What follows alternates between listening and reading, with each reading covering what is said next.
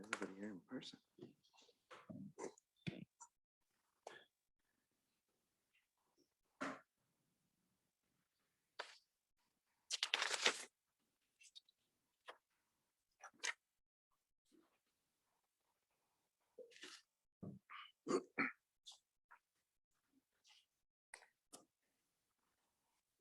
Okay, good afternoon.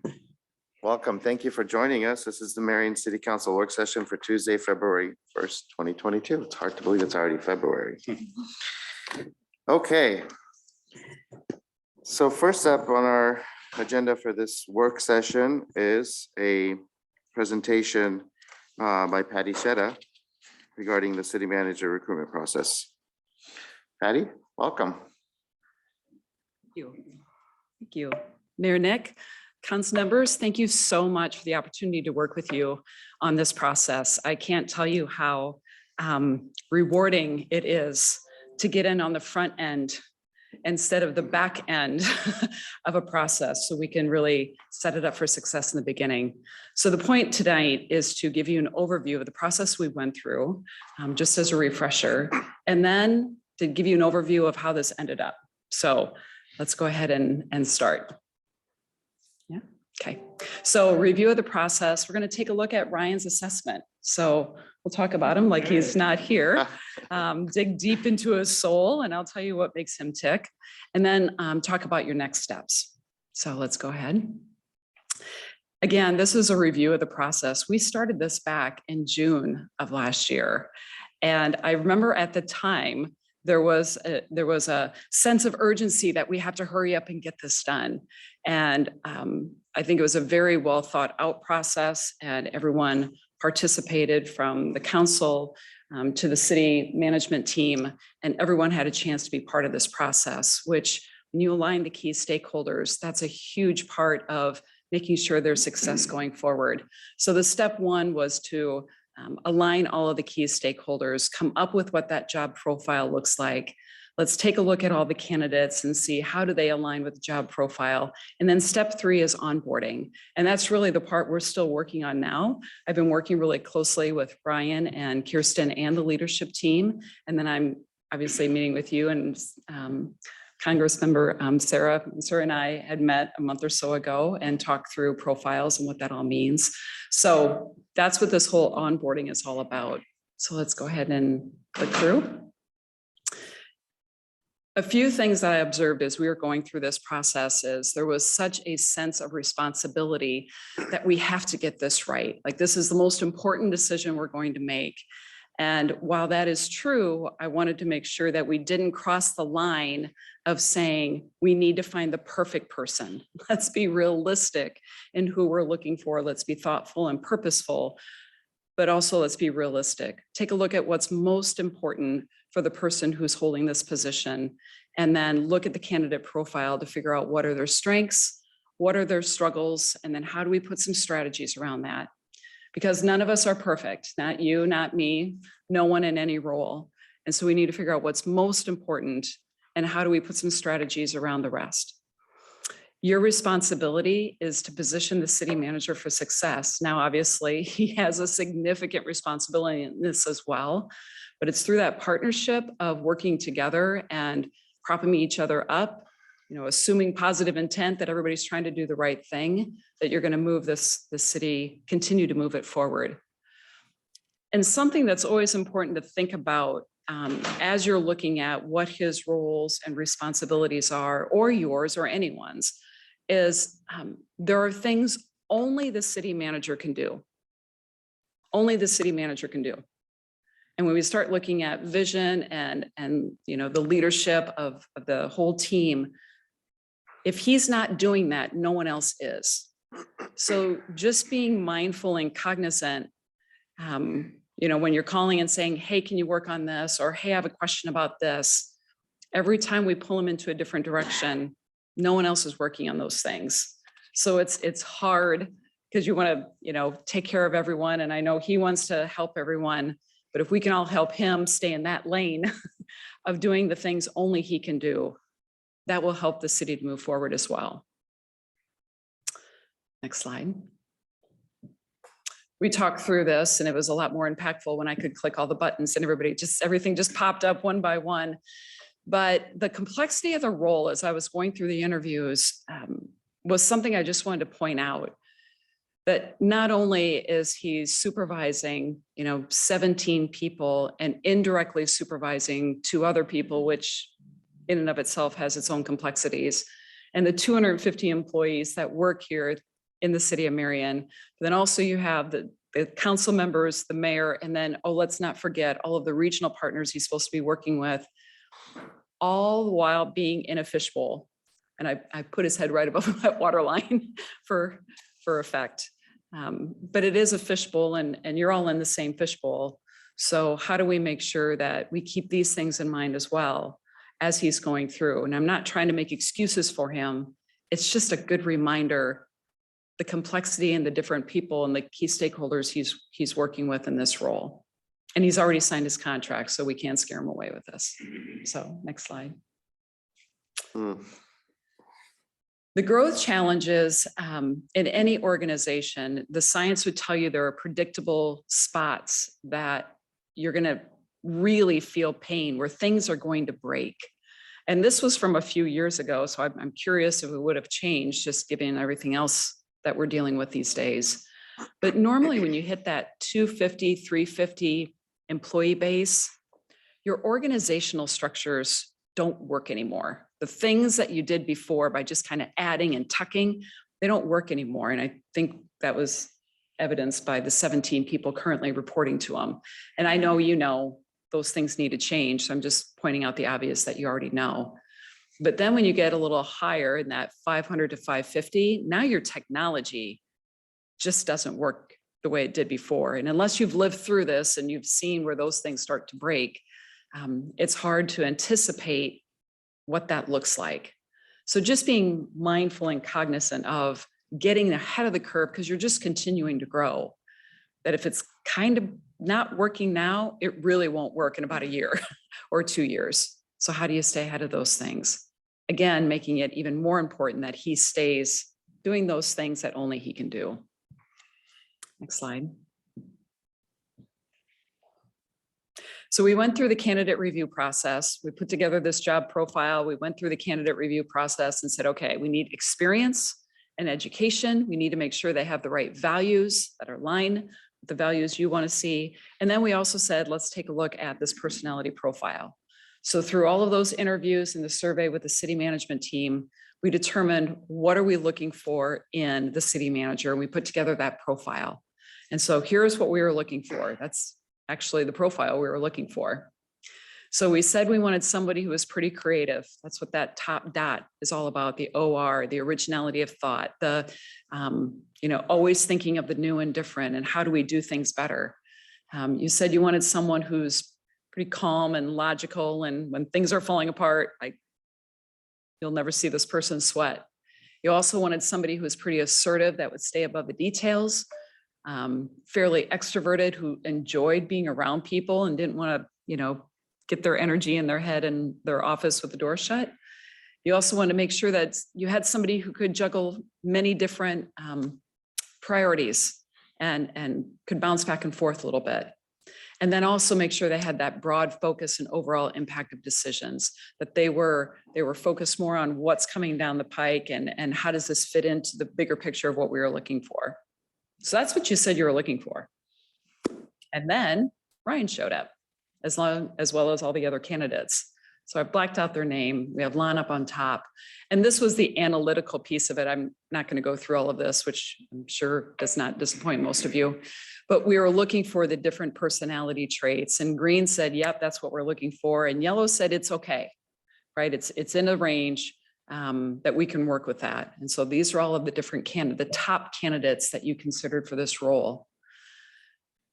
And we had to make sure the final candidates obviously met the minimum requirements of education and experience. This is only one piece of that puzzle. It's not the whole puzzle.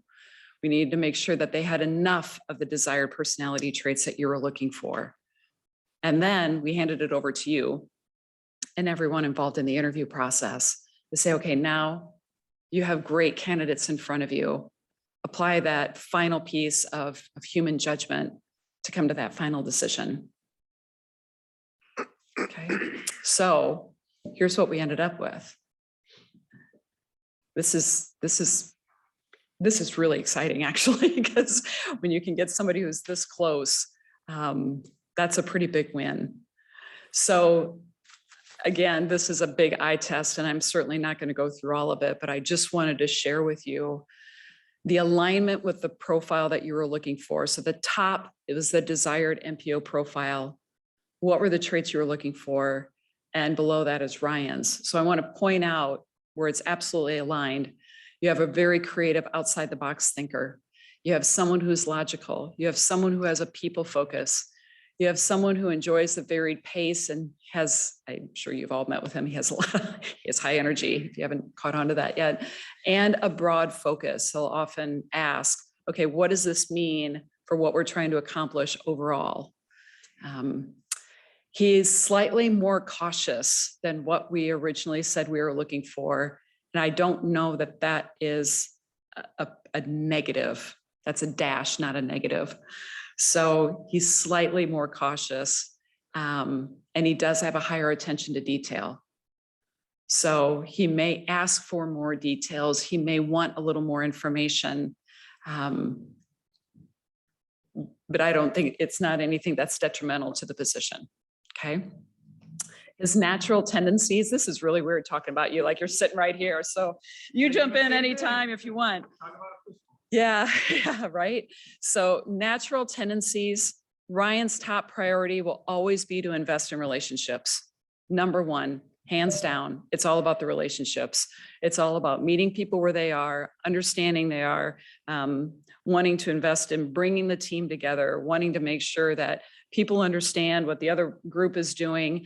There are some people who may say enough with the investing in relationships, but I'm telling you, it will help you to all move forward. Will always be his top priority. Verbal processor. If you ask Ryan, I'm just giving you a heads up, right? You're all kind of smiling here. You ask Ryan a question that requires a lot of if-then statements, you might hear a lot of those thoughts verbally. That's the best way he will verbalize. He will come to his best decision. Just something to note, you might not want to write down the first thing he says. That was just an idea. And there would be some fairly creative ones, but getting a chance to work through that verbal processing helps him to get to that final answer. There's a broad focus, you know, often coming back to, okay, what does that mean to what we're trying to accomplish overall? And some may say, but we need to do something efficient right now. So finding that balance of he needs to keep his eye on that and working through that together.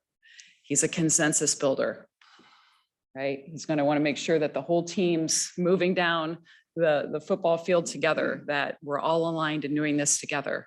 And so when he's calling and asking, how do you feel about this? And what do you think about that? It's his natural tendency to want to bring this whole team together, which I think is a good thing. So we don't have somebody just going off and doing their own thing. He wants to minimize risk. He's not going to go rogue.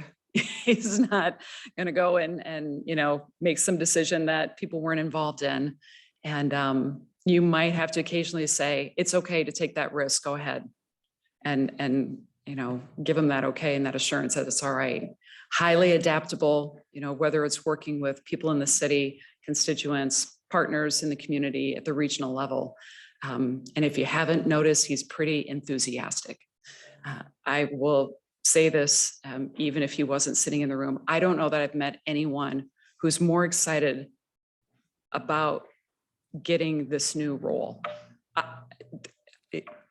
There's a lot of enthusiasm there. And so, you know, a lot of times we're looking for people who are hungry. Like this isn't just, you know, my final role until I skate into retirement, but someone who's really hungry and passionate. You wouldn't know from talking to him that he's not from this community. So, and I would say that whether or not he was here, there's a lot of enthusiasm and passion, which some people might get a little exhausted. So you might just want to take a temperature on that based on who you're working with. But I think it's a real positive thing. Any questions so far? Questions?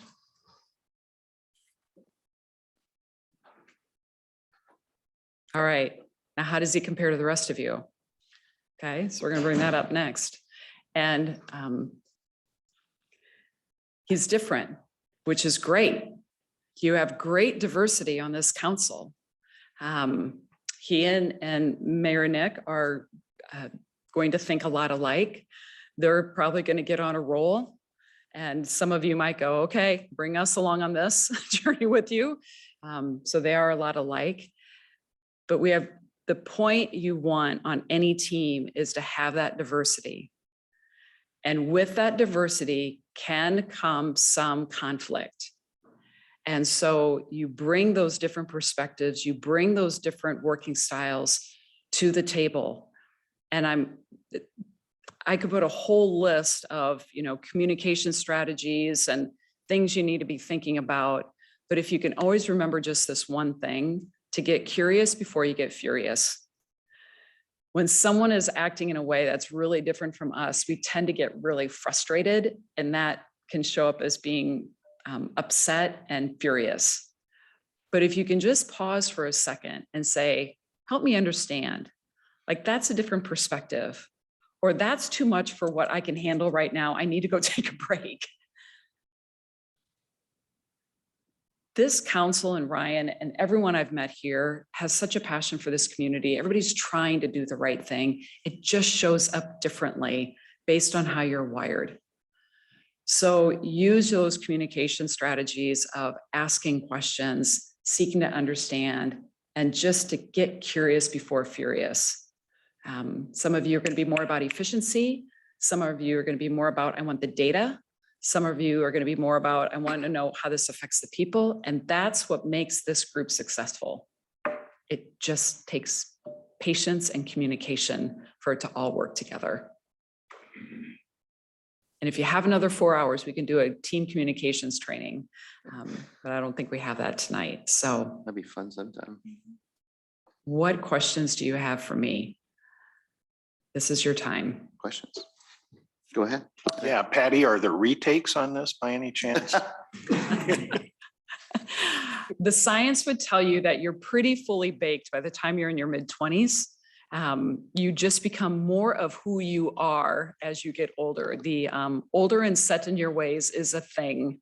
And we just become who we are, and we know what works and what doesn't. So no, the short answer, no retakes, because you are perfect. Anyone else? What other Well, questions? I've just been fascinated about this process. I mean, at the beginning, I didn't know exactly what to expect. I've never been around HR people or been part of any kind of HR process, and always kind of been my own boss and all that. I just never really was involved in hiring. And this whole process was just fascinating to me, and I learned so much through it. And I would venture to say this is the most methodical, well thought out hiring process our city's been through. And it's really great to see the result, and really proud of the job everyone did. Absolutely. And everyone, I mean, we involved the community, we involved all the staff, the leadership team, the council, and you and the other consultants. And I think we're better off for it, and really pleased with the result. Right. So, Well, you all did the hard work, right? I was just your guide through this, but getting that alignment in the beginning, knowing what you're looking for, and doing that journey together is the ticket. So thank you very much for letting me be a part of this process. It really is so rewarding to do it on the front end instead of coming in to try to fix something on the back end. and so it sounds like you're continuing to work with our team Mhm. to make sure that it's a successful launch. Correct. So Kirsten and Lucas are certified in using this tool. We're working with all of the city leadership to understand what it's all about. We're doing the communication training with the different groups, so they have a better, it's a different form, but a much easier way in learning how to communicate with each other. And they're great ambassadors for it. So good. hopefully so far so good. Any other questions? Go ahead. Well, just a comment again, I made statements before that I'm always a big supporter of training everybody throughout the entire organization. And to me, I think this is an important area as we're starting off with a new city manager to start getting everybody kind of moving in the same direction. And so the training, the process, I think everything that we're doing now at this stage, we started that process last fall, hiring the city manager. And again, I support the process continuing so that we keep that process and everything moving in the right direction. Right. Thank you. It's a good investment. Anything else? Yes, go ahead, Grant. Something serious this time. Okay. So you mentioned that organizations that kind of get into the 300 to 350 employee size, you necessarily, what I discerned from that was you necessarily have to begin thinking about your organizational model and everything that surrounds its functioning. Well, I think these inputs from the MPO are absolutely vital to that, to help drive the conversations that'll lead us through that time frame. And I think it just ends up providing a foundation for ongoing continuous improvement for the organizations and the individuals in it. So I think this is great. Thanks. Thank you. Well, Kirsten and Lucas are doing a fantastic job and working with everyone on the leadership. It's complex, but they're doing a great job of navigating through it. Okay. Anything else? Okay, other questions? Other Great. comments? Thank you Anything else? again. I really appreciate Thank the you. opportunity to work with you, and Ryan, congratulations. Okay. Thank you, Patty. Okay. Our second presentation this evening is from Medco. I think Nick Blue's here. Presentation on the Marion Enterprise Center. Good afternoon, council members. I wanted to take just a couple of minutes here this afternoon to talk a little bit about this picture, this image, this exhibit that really paints a little bit of a story as far as what's happening out in the Marion Enterprise Center and some things that we'd like to start a conversation on regarding a few items moving forward that are in place out there. So just a little bit of history. When the Marion Enterprise Center, or what makes up the Marion Enterprise Center, was first purchased, it was 182.91 acres, and it was done in partnership with the city of Marion through a development agreement. First sale of property out there took place in 2014. It seems like just yesterday, with both Legacy Manufacturing and El Plast America in the same year. If you remember, they were competing, almost wanting to be the first shovels in the ground out there in that particular year. That was exciting. I also remember that was about the year that I started in my position, and I was thinking, what did I just get myself in the middle of? But it's been a great project. We have completed 7 lot sales, just a little over 52 acres. We have 1 lot sale pending. This image is relatively small, but in the lower left-hand corner, it says sale pending next to Electric Specialty Manufacturing. That's the lot I'm referencing. It's 4.2 acres. It's also represented on your agenda tonight under items F2, 3, and 4. We have 1 purchase agreement pending, which is the entire center portion of the Enterprise Center. That represents about 29.2 acres. We have just under 8 acres in the lower left-hand corner in pink. It says, and hopefully you have this in front of you, it says local company interest. So that's 7.84 acres. That is a lot that currently is encumbered by the airport layout plan that has been adopted by the city a few years ago. So that's a piece of property right now that we've continued to be the best partners that we can be in supporting the airport development, but is a piece of property that we look at kind of reconciling development goals with airport goals long-term. So I mentioned that because that is the first time that we have ever had a company where they've said, that's the piece of property that we're interested in. And we've said, that's really the only piece we have left that fits you, but we do have this airport layout plan that we need to have conversations about. So on the right side of that picture, the remaining pink that is again, labeled as reserved. Reserved is just a term that we have used as we've sought to communicate to the public this idea that the airport layout plan does lay over that ground. That represents an additional 25 acres that some of which could be made available for development. As you can see in the lower right-hand corner, that's where we've mitigated all of our wetlands. And as you know, we have some elevation change in that portion of the park as well. So assuming all of these transactions take place, and we believe they will, we will have about 68 acres of ground available. 25 of those acres remain in what we call Tier 1 ground. So this park and how we develop it and how we match users to different areas of the park, it's all about the types of users they are and the design standards that are also applied to those different areas of the park. So if you're not familiar with that document, that's part of the city zoning code, okay?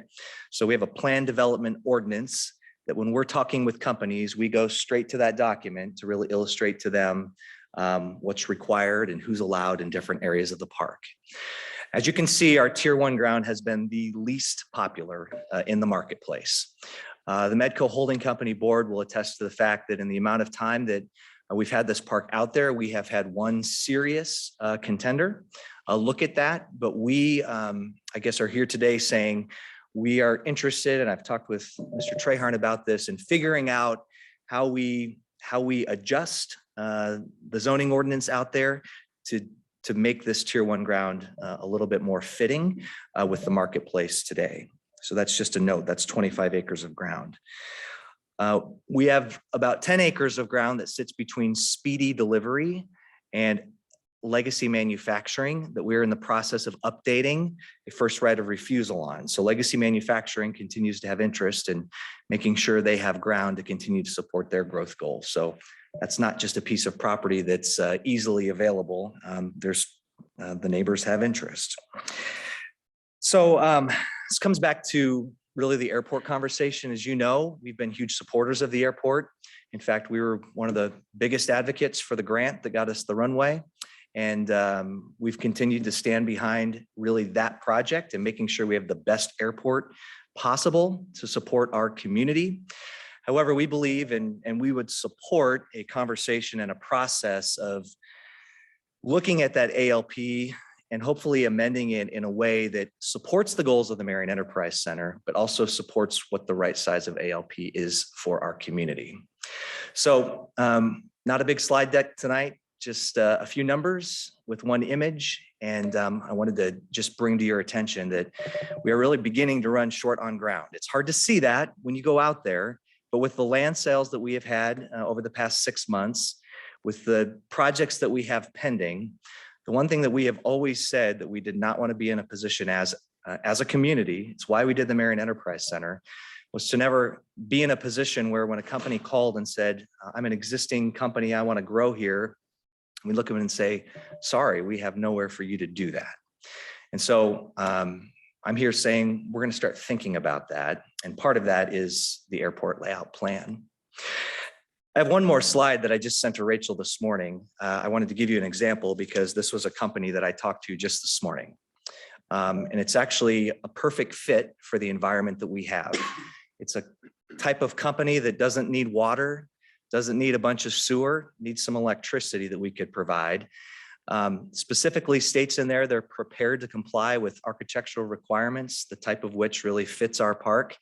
In the conversation that I had with this site selector this morning who contacted me directly, I said, well, we could be in a position of talking about extending to the south or trying to find other ground. And it was a short conversation. He said, sorry, that's not fast enough for us. So this isn't the only time that situations like this happen. However, as a community, and I think our role as your economic development partner is to make sure that we're always staying focused on the future. That means having land available for projects to invest in and grow here in Marion. So those are the comments I wanted to share with you here today, and happy to answer any questions that you might have. Thank you. Questions for Nick? What's that grant does? Go ahead. Yeah, back on the prior slide, just to clarify, is the Tier 1 properties, are those the ones that are on the north end shaded brown? Yeah. Okay. Yep. Okay, and the constraint has been some of the zoning requirements that are. Yeah, I mean, when attending to you the when you look property? at the overall percentage of premium material, you can go geek out and look at the grid of allowable materials that the plan development ordinance allows. It's the most strict per se of the three tiers. From a usage standpoint, it's not that overly restricted. I mean, it still allows light manufacturing. It still allows some of those larger types of users. And you may recall that we actually hired a consultant a couple years ago to help start creating a vision so that people could see how these parcels might be even subdivided. As we talk about how we might repurpose some of this land, the one characteristic that we don't want to abandon is the idea of how do we greatest leverage the highway frontage? How do we bring the plan document talks about services that support the employment base that exists, services that support the companies that exist out there. We think there's still great value in that highway frontage, but how do we then transition to usages, design standards? I've used that word usages twice today, and I really need to abandon that from my vocabulary. Uses that align with really what companies are looking for when they're making real estate decisions. Yeah, well, and thanks for that additional context relative to those specific tier one properties. I guess the thing that I'm sensitive to is the current structure of the airport layout plan appears to be a pretty important constraint right now, and may in fact be case limiting for interests that you either have had, are having, or will have. And so I'd really, I'd like us to, as soon as possible, get that under formal discussion and with an objective of taking action to make amendments to that. I would be supportive of that. And I think that aligns with our emerging visions for the airport. The only other thing that I would add is we just spent a couple seconds talking about the tier one ground. The particular manufacturing company that we have expressing interest in that piece of property in the southwest corner is not the kind of user that would be a fit in tier one. It's the type of user that would be a very clear fit in the location of the park that they're interested in. Go ahead, Randy. Thank you. Nick, you had brought up something here in reference to that ALP, and obviously those are some of the same concerns that I have. Part of our process is it takes 2 council members to request that, to bring that to a future agenda. So I will be the second to ask for the city to bring that to a future agenda for us to have some further conversation and see if there is the warrant to move this forward for some more consideration to try to get this updated, because you alluded to, and we need to just kind of get some plans and some future goals lined up for that particular area out there. So Mr. Harper, I will be the second to make that formal request. Thank you. The only other comment I would add is I'm not here today to say that we do not continue to remain strong supporters of a solid municipally owned airport. I think we're here today saying we're strong supporters of a municipally owned airport that's right sized for the needs of our community. And we think this process, if you so choose to move forward with it, of kind of amending this ALP, will be the process we need to really get behind the right airport that we continue to need as a community. So. Is that a separate process or request from what you're talking about with the tier one? Yes. Those are separate things, right? Okay, yeah. And I mean, I think it's probably obvious, but for everybody's benefit, when we set up this park, I think, Steve, were you on the initial board of the holding company? No, I was. Oh, okay. I don't know why I thought you were. Just went off. Okay. I don't remember who else it was, but I was on it and there were a couple other people, but the idea is that this is a front door to the city. And so the tier one ground, you know, we wanted to have the requirements for how buildings look, not necessarily the use, but how things look because of the visibility to the highway right there. So, and I would hope that we keep that top of mind as we, I mean, I'm willing to be convinced on revisions or whatever, but that we keep in mind that that is a visible location from the highway at a front door to the city. I think the great thing about the plan document and the design standards that do exist in there is that we can look at almost any building throughout the entire park and what that document has produced as far as buildings out there. And frankly, I think be proud of any of those buildings in any locations. And people take notice of that, which, obviously is the whole intent of this document. But no, and whatever we would work with the city team to propose as far as changes, we make sure to continue to maintain that focus on creating an impressive gateway. It is impressive every time you leave town. Our family, we just did a little weekend trip and coming back into town on a Sunday from that direction. It always amazes me that visual that just continues to evolve and really sends a strong image of quality to the thousands of people that drive through there every day. Great. Any other comments or questions? Thank you, Nick.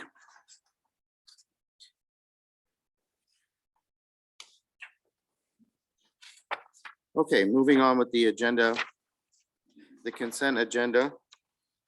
The first item that's marked under the consent agenda for discussion is E4. Are there any items prior to E4 that any council members would like to discuss? Have questions about? All right, well, then go to E4. That's under engineering. Is that Mr. Barklow? Yes, sir. So E4, I just wanted to bring it to City Council's attention that we already have the Bajorans and Atlas easements for the trunk sewer. This is a portion of property that the city actually owns, but the Iowa Heritage Foundation actually reviews everything that happens on that property. And so with that, they have approved the sanitary sewer alignment through the city property of Folks Heritage Woods. So we only have the Grant and Riley's that are left to sign their agreements. So we are moving forward with that project. Okay. Questions? Is that clear for everyone? I think it's pretty simple. All right, anything on F1 before we get to the next part of the consent agenda? Okay, then the second part of the consent agenda, if there are any questions, I will turn it over to the Mayor Pro Tem. Anyone have anything to discuss?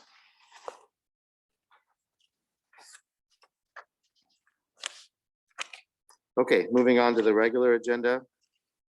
B1. This is the final consideration of that ordinance. Any questions on that one? All right, back to engineering. E1. So for Thursday, there will be a public hearing for the pavement rehab project. This is the Marion Boulevard project. For this project, we did get 3 bids. The low bid came in from Midwest Concrete at 99.88% of the engineer's estimate. And so we are recommending approving that bid. And there's a detailed bid tab in your council packet. Okay, questions? All right, E3. So E3 is our annual HMA overlay program. So this is the project calendar. So this then gives us the approved plans that then we release to the public to get public bids to bring back to city council. So this is our $1 million HMA project. The streets are listed there on the PowerPoint slide.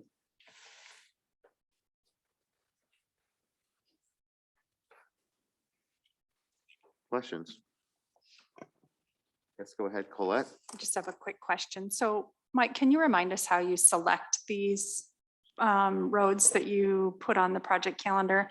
And if there's any sort of, I think it was last year, right? City Council went and did some rating on the roads and how, you explained to us at that point in time about, right, these different ratings and if that plays a role in this. So if you could just give a little background, that'd be helpful. Yeah, so that's called the Pavement Condition Index. So we have a PCI. pavement, we have a pavement management program that we use. So JCON runs that program. And so it starts off by just spitting out a list of streets. We say, we have this much money, we need to do some streets, and it gives him some input. And then based on that, based on other things that are happening. So if we know, for example, there's a water main project where they're going to come in and tear the street out, there's no point in overlaying it. So then some human interaction comes part of that and part of the engineering process. Or say we know that we're going to reconstruct a street over here and we don't want to do the one right next to it so that there's no north-south traffic. So sometimes we say, okay, this one, it says we're supposed to do it this year, but we're going to wait and we're going to do it next year based on being able to get in the city and not have every street closed down. So a lot of it is the computer program that tells us these are the streets based on the PCI value and those targets and the right time to hit them and the amount of money that we have. Okay, thank you. And it's typically $1 million a year that we spend on this program. Correct. Go ahead, Randy. Thank you, Mike. Do we do any studies as far as or evaluations of these roads in the wintertime when the frost is in the ground? So the DOT drives them in the summertime. Obviously there is some frost heave, like 29th Avenue would be a good example, Business 151.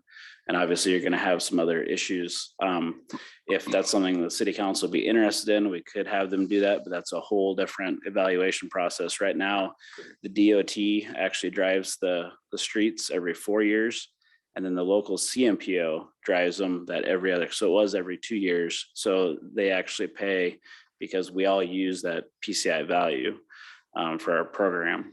And so there are no evaluations in the winter other than we do lean on public service if there's areas that are bad that they want us to look at. And the reason I ask is because there is one seam there on Lindale Drive over there by Casey's that, you know, you can witness cars somewhat lose control. It seems like that is probably I'm going to guess a 5 or 6 inch frost line heave right there. And it's pretty noticeable. And I was just curious if we are evaluating any of those that could pose a threat to traffic. And I understand the process of it. I'm just asking the question if we did have a priority to take a look at those, you know, obviously it poses no threat in the summertime, but in the wintertime, it's pretty significant. I can imagine that our plows are experiencing some difficulties as well with that. That was just one as an example. I was just curious for your answer on that. So thank you. Yeah, and again, so it's not going to look at that individual point. It's going to look at, okay, this whole street needs it versus there's only a few bad spots. And that's why we're trying to do the pavement rehab program where we're going in there and doing those spot repairs. Thank you. Okay, Colette has another question, and then we'll go to Steve and Grant. I think this is an unfair question, but I'm going to ask it anyway. Sorry, Mike. Can you talk anything about how other cities look at this? Do they do the same process, use the PCI index, and then this sort of like, you know, jockeying around depending upon what other projects are in the hopper? I can tell you every city does it differently. Okay. Before we had this program, we basically did the worst streets and the ones that we had the most complaints. So we knew that were the worst versus if you hit them a little bit before that, before they get to that level, then you can save it. But I can tell you, we have milled, so taking the existing asphalt off of the street to put a new layer on, and the concrete street that was concrete at one point is gravel at this point. So a lot of those we've actually put in the list is we can't put a Band-Aid on this again. The next time we do this, it's a full reconstruction. So unfortunately, before we had this program, it was basically engineering judgment. Okay. So every city is different. And just like, that's why we had city council drive the streets to figure out what PCI, you know, so that we have that goal. And So we're building a more consistent way of evaluating them and selecting streets. And yep. Steve and then Grant. Yeah, I'm just going to make a quick note for people listening to this is, again, one of the key streets on this project is 10th Street. Clearly one of the most well-traveled streets in the city. So that's, I think, definitely an important one for everybody to take note of. Grant, go ahead. Yeah, just a question. Mike, it seems to me last year, just because of the pace at which the work was able to proceed and the like, that you were able to actually cover more linear feet of street than what you had originally laid out in your plan. I guess, and if that didn't occur, does that ever occur where for the $1 million, you can actually do more streets? Anytime the budget's increased, we can do more streets. So I believe last year we were maybe 60,000 over. A lot of that because we don't have X-ray vision, we don't know what the street looks like underneath it. So when we mill that street up, we're guessing on how much full depth patch or partial depth patch we have to do. So we make an educated guess on what that is. And as we go through the streets and evaluate the actual condition of the street, then things change. Okay. So we have had to do it before where we have taken streets out because we've ran out of money.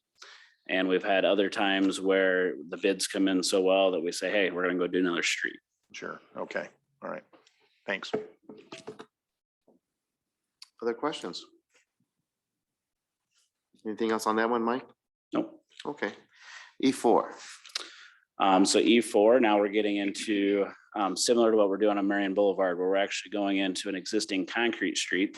And we're doing similar to what we did on 3rd Avenue and 31st Street, where we go in, we do selective patching, we grind it so that it's smooth with the new joints they put in there. And that way we're basically making it so there's less frost heaves for that bad pavement before we just put asphalt on top of it. So eventually it likely will have to be overlaid, but this way we can get that core of that street to last longer before we just cover it up and then have issues in the future. And again, this is driven by our program.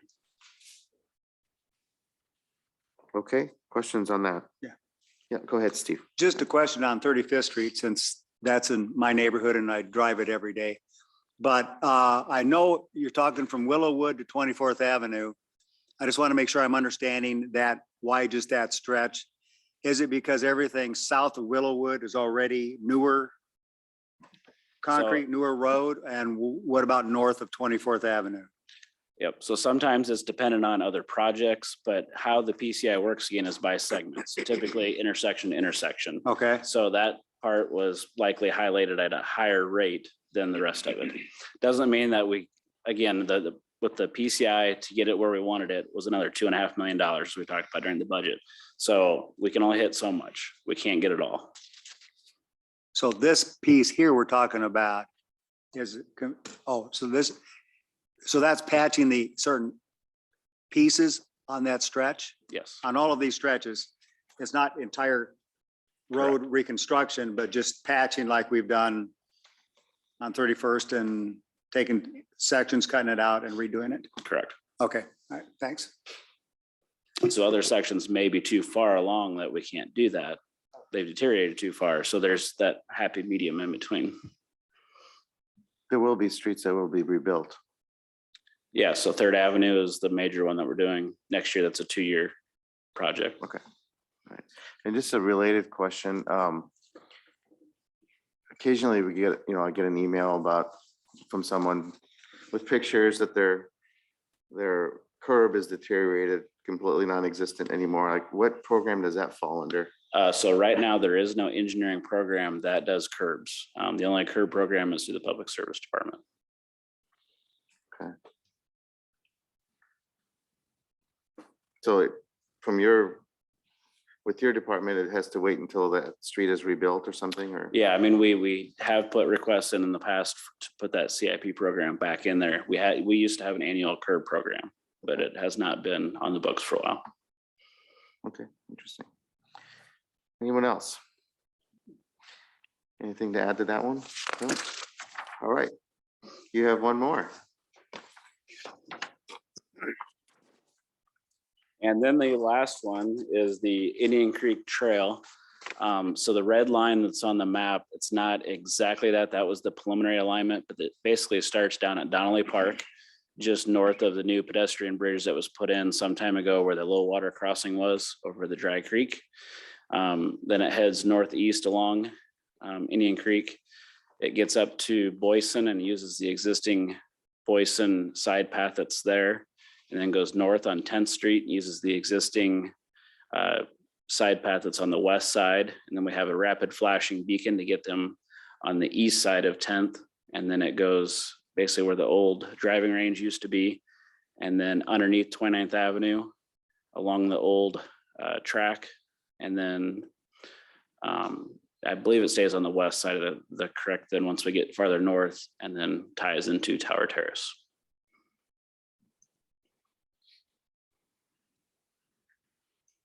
So this is a project that'll be let through the DOT. So it'll come back from the DOT on this. This is an 80-20 split. Okay, that's great. So that'll start this year. Yeah, it has a March late start date. Questions? Sarah? And will be done, this is a 1 year, one shot from, So it has 140 working days. Typical construction season is 120. So very close to having it done this year. Just depends on the bidder and how fast they want to work.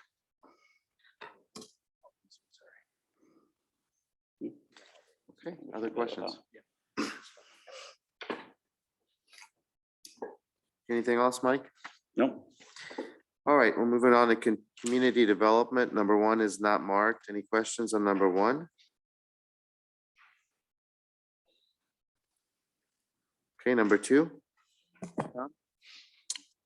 Yes, I'd just like to comment that trail project's going to be pretty impressive. I don't know if we've worked on that for a long, 4 or 5 years. I think that's been underway. So that's going to be an exciting project to see start next year.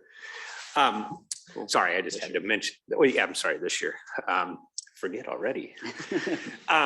So on Thursday, there'll be a public hearing regarding a preliminary and final site development plan for an office shop building located on Partners Avenue. So this is a project that's going to be located in the MEC. I think Mr. Glue identified it it's just south of Legacy Manufacturing. It's one of the lots kind of tucked in there between Frank's Tree Service and ESM on the corner. The property is a flex shop space to be located out there. There's 4 individual bays and then rear truck loading docks that be provided on the site.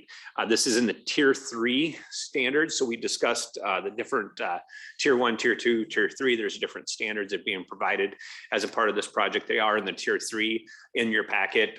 There was information provided on elevations. They did have architectural renderings in the front. The site plan is illustrated here. They've got extensive landscaping and a mix of materials on the front, and they actually went down the sides on those as well.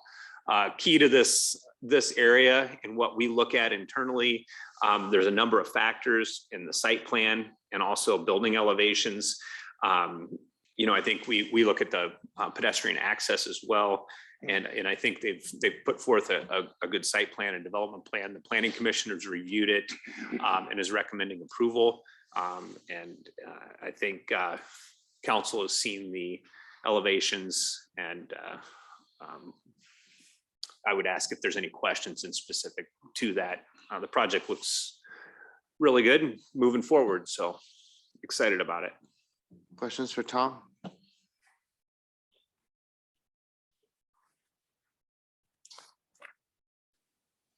So on Thursday, there'll be the approval of the preliminary and final site development plan. Just for a reminder, we do a preliminary and final, they're separate resolutions. Sometimes we'll get a lot that may have a development plan that may have 2 phases or 2 different. So we'll do a preliminary, maybe they do phase 1, and then we'll do a preliminary of the entire development. Phase 1 will come in, and we'll do a final site development of that particular portion of the project. And then when the second phase comes through, we'll do the final site development plan of the second. So you'll see on the agenda, there's 2 resolutions, preliminary and a final. This is all one project, so we just do them in separate resolutions, just so you guys are aware. And if you see those in other projects, so you understand how that works. So Thanks for that clarification. Any further questions on the 2040 Building Concepts Project? All right, you have one more marked on F5. yeah, so there's also going to be a public hearing on Thursday regarding a rezoning of property located at 2095 3rd Avenue. The project or the property is located south of 3rd Avenue, west of 21st Street, and it's part of the community build program through Medco. The request to rezone the property is being driven primarily for the desire to create an additional lot in that neighborhood. And under the current zoning, which is the R3 zoning district classification, there's limitations on the lot sizes. As we've talked about rezoning the community, and we've rezoned 2 wards already, we've created additional zoning districts in and around the uptown and some of the older areas of the community to provide for more contextual building environment. So when we looked at this area, and you can see on the overhead that there's areas that are developed under the TR3 district, which provides for a more narrow lot and reduced setbacks.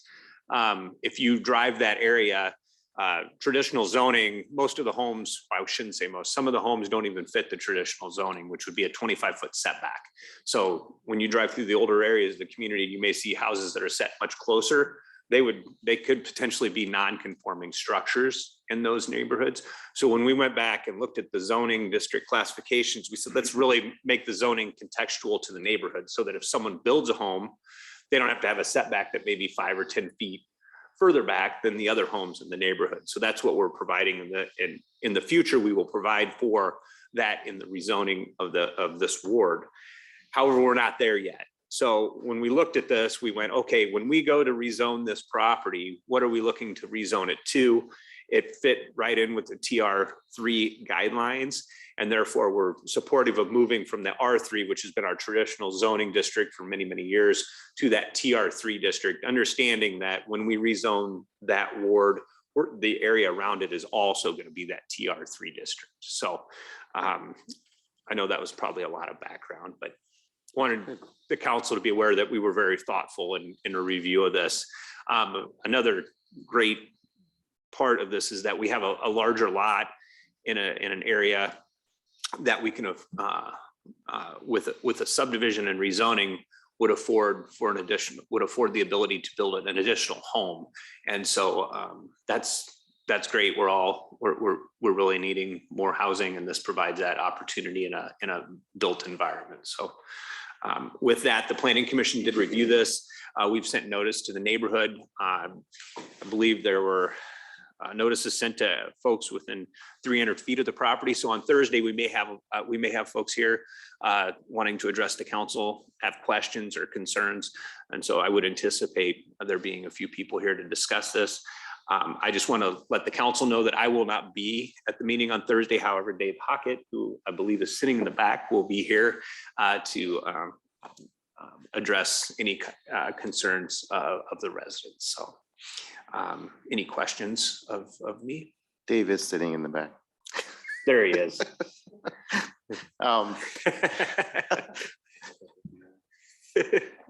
Have you heard from neighbors? I mean, have they contacted you? I know you said that some might show up, but have you? Yep. Have they- I have not heard anything, Dave. I haven't heard anything internally that would cause me, but generally when we're rezoning property in a built out neighborhood, we expect more folks to be engaged in that conversation than if you go out on the undeveloped ground. We don't rezone neighborhood property like this a lot. Most of the time it's raw land. So Sure. I just wanted the council to be aware that there may be a few people here with questions or comments. Any questions on that item?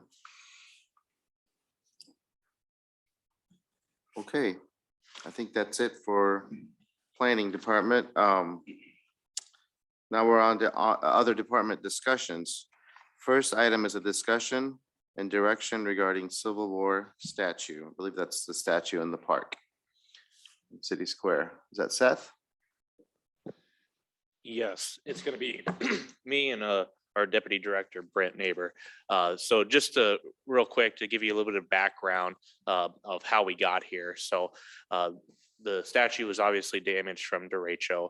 The head was missing, and our great Chief Kitzmiller was able to retrieve it and find it for us.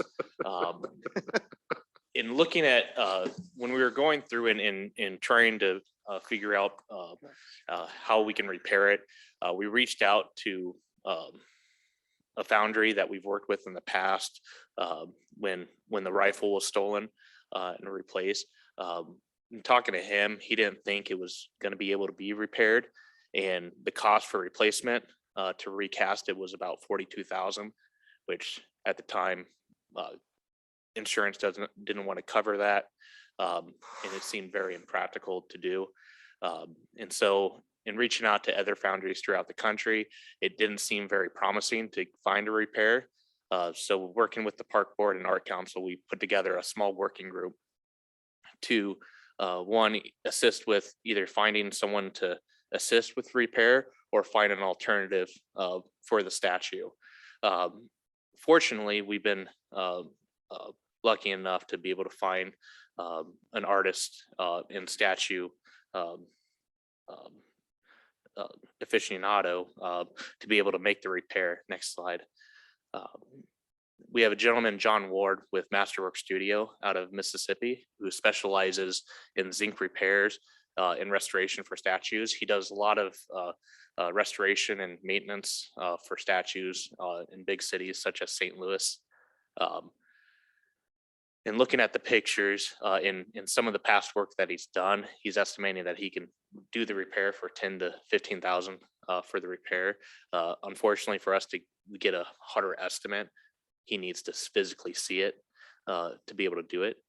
So which means we would need to transport it down there on our dime for him to see it, get a quote, get it approved to make the repair. And it would be about 6 months for the repair. I'm going to have Brent Neighbor come up and kind of discuss a little bit about the process of the repair, because it's very unique. And he's our in-house expert on statues. So, Wow. We're really becoming specialized here. We have Yeah. in-house expert on statues. That is overstating my expertise, but yes, in my conversation with John, we spoke about the process, and he does have considerable experience repairing old and damaged zinc, specifically zinc statues.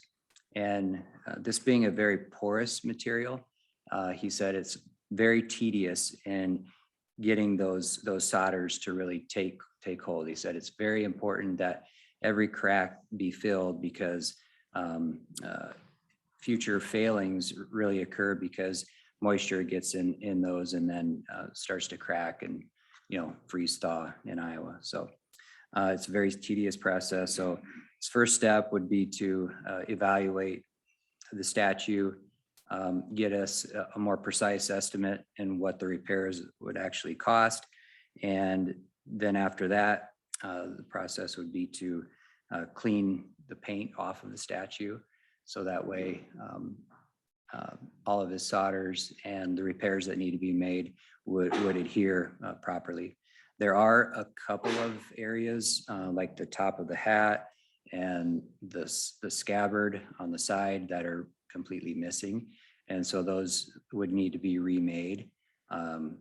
And good thing for us, this statue was a kind of a mass production back in the late 1800s, early 1900s. So he would be able to remake that fairly easily. And like Seth said, it could be up to a 6-month process before we get that back. But we're confident that it'll be back in shape. So You said there are other replicas of this out there? there are, I even think there might be one in Quasqueton at in their cemetery. So. Are they interested in selling it? What's that? So yeah, No. there are. Okay, questions on this? And so in kind of the direction that we're needing here is be able to move forward with the process because we don't have an exact proposal and it's over our threshold for approval. We don't want to send it down there, have them look at it and come back with a more approximate proposal between those thresholds and not have approval to repair. So we don't want to waste taxpayer dollars sending it down or anything like that. Does it make sense to have him come here and look at it? Well, if we have him come down here, look at it, give us a proposal, we'll still have to send it down there to fix it. I mean, it's, I see. so for a studio, so just trying to save dollars that way And too. budget wise, where does this reside? So insurance said they would cover up to 12,000. Oh. Like we would likely submit the whole repair to insurance and negotiate for them to repair it, because our feelings is they should pay for the repair of the damaged statue. But that's really where we're at this point. Okay, go ahead, Randy. Has anybody done any, gotten any an approximate transportation cost? I'm sure this has got to be palletized and shipped down, but do we, is it yeah, $1,000, $1,500 a ballpark? To get it down there would be around $640. So, and then obviously the return, we'll have to get an updated quote for that. Thank you. Go ahead. Yeah, how long has that been in our park? Do we know? Oh, there is a plaque on there, and I did not memorize it at all, but it's been in there since the early 1900s, I believe. Yeah, it's over 100 years. Yeah, so I'm in full support of keeping it in the park. Number one, because again, it's been there as part of our history of that area. And again, having lived here since 1962, I had walked past that hundreds and hundreds of times. I always thought it was Francis Marion until I actually read what was on it. And then it's just a Civil War representative. So I, like a lot of people in Marion and the other people I've talked to, just assumed that was Francis Marion, since that's our town's namesake, and found out a number of years ago it was not, which is fine, but I still think we need to save it. Yeah. So Well, especially if insurance, if we have some assurance that insurance will cover most of it, if not all of it. Any other comments or questions? So on Thursday, will there be a motion? Yeah, absolutely. There'll be a motion on Thursday for the council to provide direction to proceed with the repair. Yep. Okay. Is that clear? Any other questions? All right, the next item is the UTV ordinance, potential change. Who's leading that one? That's Chief? Yes, Yes, sir. go ahead.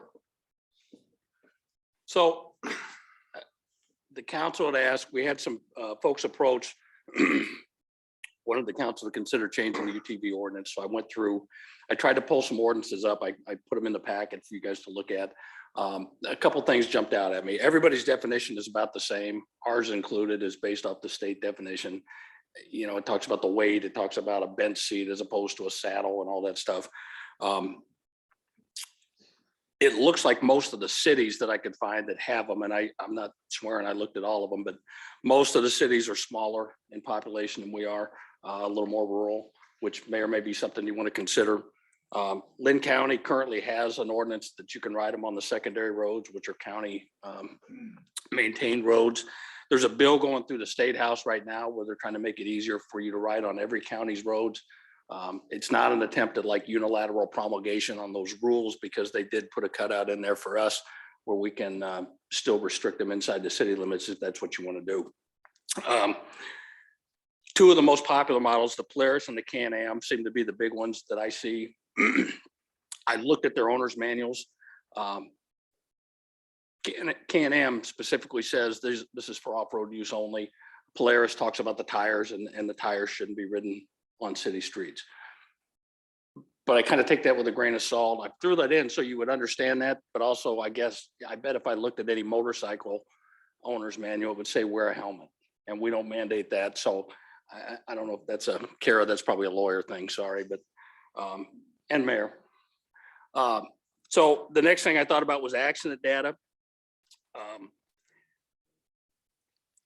Kind of hard to find anything unique. There was a nonprofit that I found that had statistics for 2021 that was nationwide. You know, and I put in here in full disclosure, their goal was specifically to keep UTVs off the roads. Their data shows 438 fatalities in 2021 nationwide. 74% were single vehicle accidents, rollovers, or they struck a fixed object like a tree.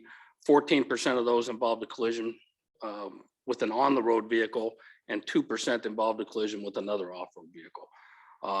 The only thing I could find for data from Iowa came from it's a link on the Iowa DOT site. It's called Zero Fatalities. And it showed three fatalities last year here in Iowa from people riding on UTVs, but it gave no further information, whether they were the drivers, passengers, or whatever. Basically going through the various cities. I queried the Chiefs of Police Association here in Iowa to see what other people had. It was kind of split. There was a lot of chiefs that said, yes, we've got them and we've had zero problems. There were other chiefs that said, no, I don't want them because of, I had an issue at one time. So, but going through the ones I could find, I came up with this list of stuff that I think we would probably want to look at, or you would want to consider if you want to consider changing it. I think number one, you're going to have to limit it to only UTVs, because I think as soon as you do, you're going to get people come forward wanting to ride snowmobiles on the streets and the ATVs, the saddled ones. And I think you're going to run into problems with that. Currently under the city ordinance, they can be ridden, all three can be ridden on city streets as long as they're unplowed. But as soon as they're plowed, they can't. And then they can be ridden during emergencies when you can't get through, like during the derecho show. A lot of the cities, the operator had to be 18 years old. You obviously want the person to have a driver's license. Here in Iowa. We'd have to figure out some way to register them. Most of them are registered through the DNR, but if they're operating on city streets, my preference would be to have a number somewhere on there identifiable that's big enough that if we see somebody and they take off, we've got at least some way to track that back, because those DNR stickers are pretty small. And most of our guys are old and can't see that far anymore. The proof of liability insurance, again, I think that's just common sense. Daylight hours. A lot of the ordinance say like a half hour after sunup and a half hour before the sun goes down. And anything after dark, you can't do it. Speed can't exceed 35 miles an hour. This is the big one for us, I think, is no riding on city property, parks, trails, easements, railroad easements, anything like that. Sidewalks. I don't know that we've ever ticketed anybody for plowing snow with one, because I know some people have those, particularly the ATVs with a blade on front, and they may do the entire neighborhood with a blade, and we've never really bothered anybody with that. But I don't want somebody tooling down the sidewalk on a UTV going 35 miles an hour. And then we have to consider the ice. Are you going to let people, some of the jurisdictions allow them on public, what they call public ice, or do we want those things operating out at like Waldo's Rock on the pond, or on Indian Creek, running up and down the frozen creek? So that's some things I think you need to look at. Again, the DOT rated tires. So DOT has street rated tires and trail rated tires. I think if we were going to do it here, because we don't have gravel roads like they have in the county, and we've got all paved roads, we'd want to require that. Headlights, taillights, blinkers, rearview mirror, a muffler, and some kind of reflective slow moving vehicle placard, or maybe even a flag, so they're easier to see. I wouldn't want them operated on streets with a speed limit over 35 miles an hour. Again, I've got concerns, in the county now, they can cross state highways at a 90-degree angle, and they can ride on state highways to get to the next, if they're a farmer, to get up to the next farmer's field, things like that. I've got concerns with somebody trying to cross like 151 or Highway 100 on one of those things. And there may be a way we can get around it, but that's something I would ask that you consider. Obviously, seat belts, if they've got them. Passengers riding in them can't exceed the number of seats. So I don't want a bunch of kids, like a pickup truck. I don't want a bunch of kids sitting in the back of them. They would have to adhere to all city and state traffic laws. Parking regulations. Again, you get up to the uptown part, do you want to restrict the use where it's not in the uptown, or they allow it in the uptown? And I think we could figure out a way to do it if that's the direction you want to go. Obviously, no open containers, DUIs, or anything else. And if they're equipped with doors or nets from the manufacturer, they got to be closed while they're in motion. That jumped out at me from the ones I saw. Again, I didn't make a recommendation on this, because I think it's kind of up to you guys to decide. If you want more information, by all means, I'll jump back into it. And if you get more questions and comments from people in the community that want them and have specific questions, I'll be more than happy to do it. If it's something you want to consider, I'll get with Kara and we'll see what we could do about maybe drafting some type of ordinance so you can look at it and make your minds up, but it's kind of up to you. Is there any questions about any of that? Yeah, I think before you invest the time in putting together an ordinance, we need to kind of see where everybody is sitting out in terms of Okay, doing it or not. I mean, before you spend the time on it. Yeah. Do you agree? Yeah. yeah. Questions for the chief, comments, opinions? How does everybody feel about this? Okay, we'll start on this end, work our way down. So go ahead. Thank you. Chief, I guess, the question that I have is to, having insight into the accident data for comparable or semi-comparable vehicles. And, what I started thinking about is, how do our mopeds perform? How do our e-scooters perform? How do our bicycles and e-bikes perform relative to just accident profile versus any data that there might be available for this? And then I guess the other question is understanding where there has been a successful implementation of UTVs in a similarly situated community and what provisions they have. I guess at this point, with those kind of pending inputs in my own mind, I can't formulate an opinion at this point. I still want to investigate it, but do so, as I say, with some additional inputs to the decision.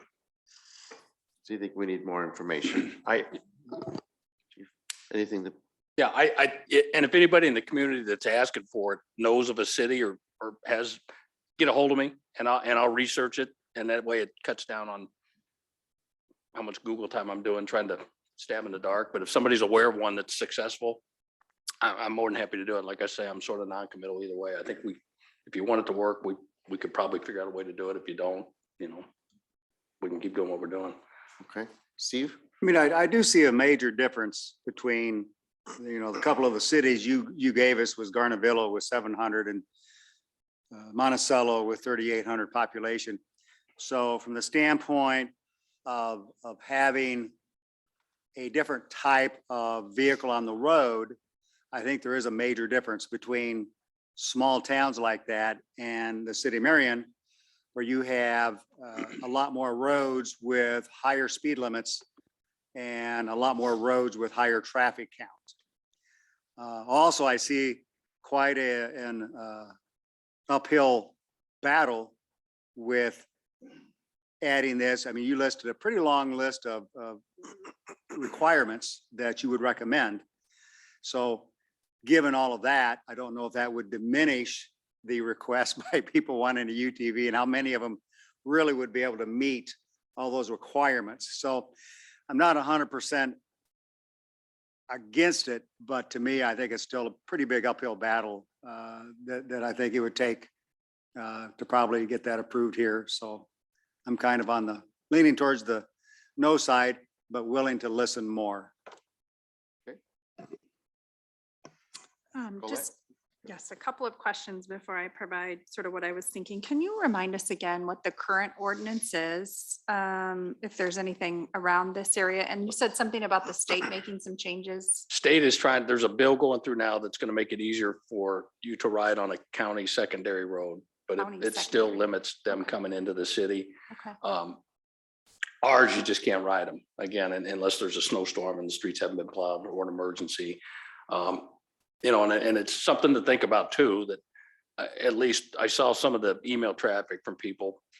A lot of people were citing the Lynn County and their desire to get from their house out to the county. I don't know. Would it make sense to try to find a designated route and say, hey, you can ride on this street to the county, but you can't go anyplace else? I mean, that's, again, I'm willing to do whatever anybody wants us to do, but that may be an answer that people want. They maybe don't want to ride them in town. They just want to get out to the county. Okay, that's So- helpful. So in response to the question that you posed, Mayor, I think I'm at a place, more information as well. I think, right, as Steve had said, those communities aren't like our communities. So if we were basing it on that, I, at this point, wouldn't be in support of it.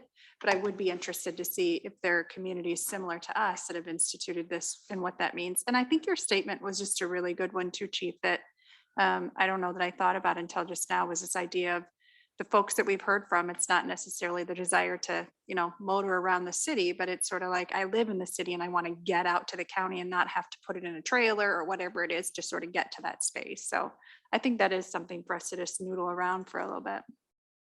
And anything else? No. I've seen a couple emails. I may have missed it somewhere, but is there a sense of the number of people that have asked or that are asking or that Just want this? 2 this past week, but it's every once in a while we get someone who asks it, but it's not every couple months we get. So it's not a large outcry from the community saying we need this. I mean, to me, that has some bearing too on what we do. Your Honor, Oh, yes. sorry. Based on some of the comments I've heard, I thought I would chime in here. Our code is primarily based on 321G9, which deals with ATVs, but it's also primarily involving snowmobiles. So I'm guessing at the time when they did this, there were probably more questions about snowmobiles in town. The Iowa code also has 321I, which relates primarily to ATVs. And that's where a lot of those restrictions that the chief was mentioning come from. So while those are his recommendations, a lot of those, we don't have a choice. Those are Iowa code.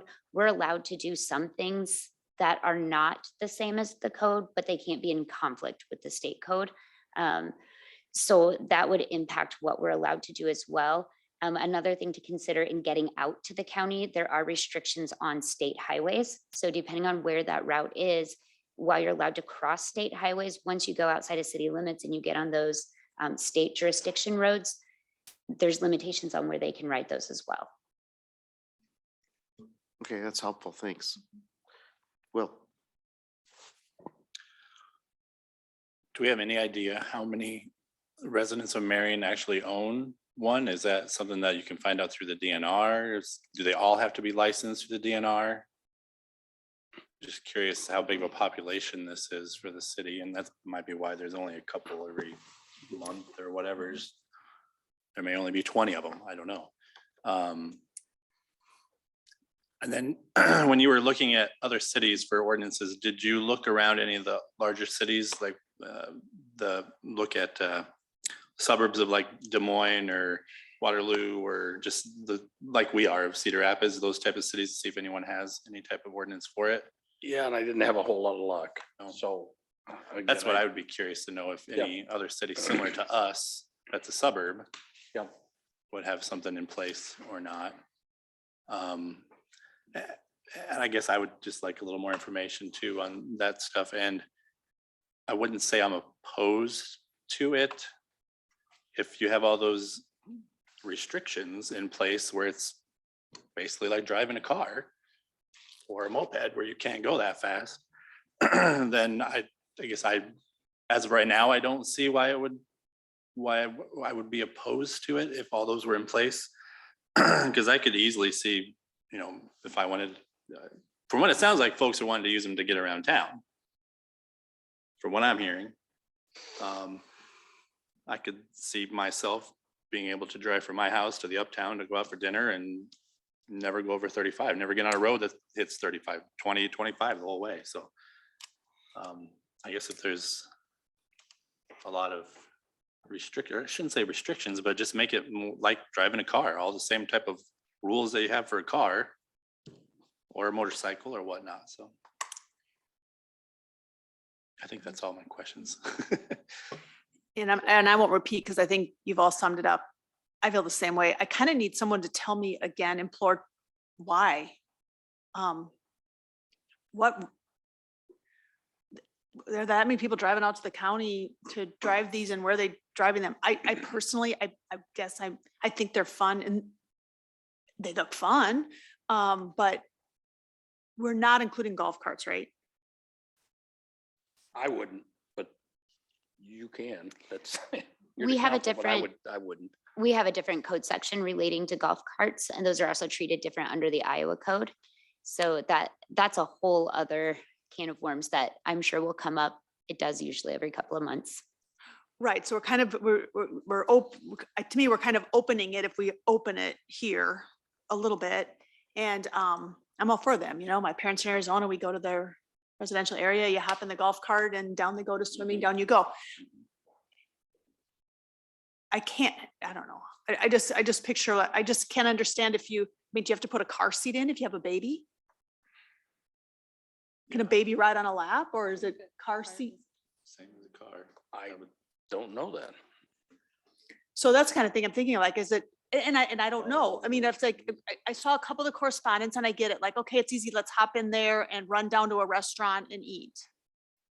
Actually, you could take your car, but you're gonna, I don't know. I'm open to hear more about it. It's a foreign world. It does concern me a little bit, I guess, when I think about crossing some of these roads that are even crossing over 35. The age piece of that, 18. Oh, I don't have if someone doesn't have an ID, yeah, I'm 18. I can drive this. I don't know. To me, it gets a little messy, but I'm not opposed to it if in the discussion, I guess just need more information as to where are all these, where are they going? What county roads are you going out to that you're driving this and that you need to, and you're just not gonna take a car? Or maybe that's the only vehicle you have. And then let's hear why that is the best option. I think that's all I had. Okay. Randy. Ooh, this is a loaded one, huh? We run into a lot of these issues in the insurance world because we follow the DMV guidelines on this. So a UTV or ATV golf cart, they follow in the insurance world, they follow the definition as a vehicle. So you have to be able to put the bodily injury, property damage, liability, the UM and UDM, the uninsured, underinsured categories on these. And those primarily were used for golf carts. So the villages in Florida, other communities, it kind of looked and felt a little bit more like a vehicle where you could kind of control some of those things. It is confusing with people. We do have a couple in town that run around, but they are fully developed out to look like a vehicle. So they have lights, turn signals, brake lights. They conform to that and they're actually licensed with the DMV.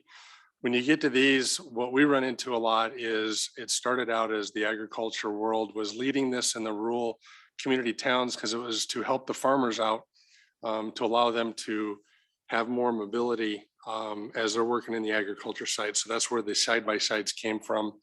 And I'm a little concerned as well too with some of these things with the off-road tires. If you have these on the road, they're going to have to be policed by like type vehicles. Crossing Highway 13, I see people would want to jump down onto the trail and under Highway 13 and back off the trail again. I see a lot of people finding ways to make these work in that environment. So it's a challenging one. I understand what people are wanting to do with these, but I know some of these do not even as much as have a speedometer on it, so they wouldn't even know what their speed limit is.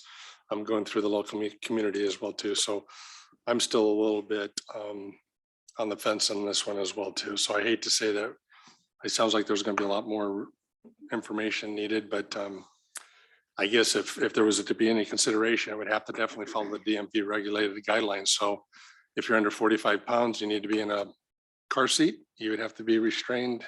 And would people be willing to go that distance with it?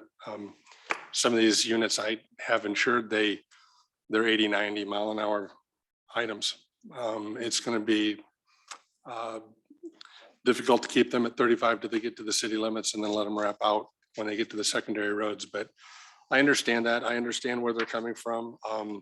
But again, to this is a community of 40,000 people with elderly as well as new drivers and population of vehicles on the road mixed with heavy semi trucks all the way down to the local commuters. Those are the things that concern me about these items being permissible on the road. But I will pause as well to wait for some additional information.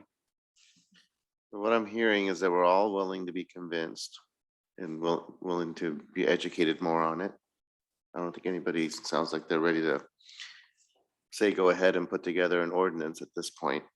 Maybe our city attorney could contact other cities similarly sized or other secondary cities in the metropolitan area, to see if they have experience with this, if they have similar ordinances, maybe, get a sample that we can look at. Yes, go ahead. Even surrounding states. I mean, I know there's different rules and what they could allow, but I guess there's the rule side of it, and then there's just, to me, I look at it and I say, who is doing this and has said it's been fine in a community our size, even if it's in Illinois or Minnesota or Wisconsin or Nebraska, Kansas, whatever, that they found a way to make it work successfully, or have they all just said we're too big? So And I go with Iowa. on the size issue, I guess this just came to mind. I mean, yes, we're 42,000 people now, but it's not hard to conceive where there will be at 50, soon, and maybe 60 at some point. And so, does that change the consideration if we're 60,000 versus 40,000? So, I mean, we want to think for something that's sustainable, because once you have something, it's hard to take it away. So you want to be able to sustain it as we grow. Those are lots of considerations, lots of things to think about. Does that help? We're probably confused. Yeah, I think I'll get with Rachel and get the names of the people who have contacted already. I'll get a hold of them and find out exactly what they're thinking. And then if I can get them to give me some more names, I'll drill down on that. Randy, have one more I thing? just wanted to add one more thing here, just because of a little bit of the background, but it is, to the average individual looking at some of these things, some of these are getting really, these three-wheeled motorcycles that are reverse three-wheeled. I've got some of these spiders that are insured out there. All of these things start to look a little bit more like UTVs, and where the regulations for the DMV comes into play on those. Those are legitimate vehicles by federal law, but they don't look at, because there's no, there's no roll bars in them. There's, to me, they look very dangerous, but it's a growing thing, and we're starting to see more and more of those. The spiders are the ones that kind of look like a Batmobile a little bit on steroids. It's a very unique looking motorized deal, two wheels on front, single wheel on the back again, but we're starting to see a lot more of those in the community. And so I think for some people, they may be getting a little confused as to what they are seeing. Now, this doesn't mean that our individuals seeking this, they know the difference, but I just wanted to kind of throw that out because there are some very unique looking vehicles that are out there. So. Something that came to my mind here, because we were talking about safety and stuff.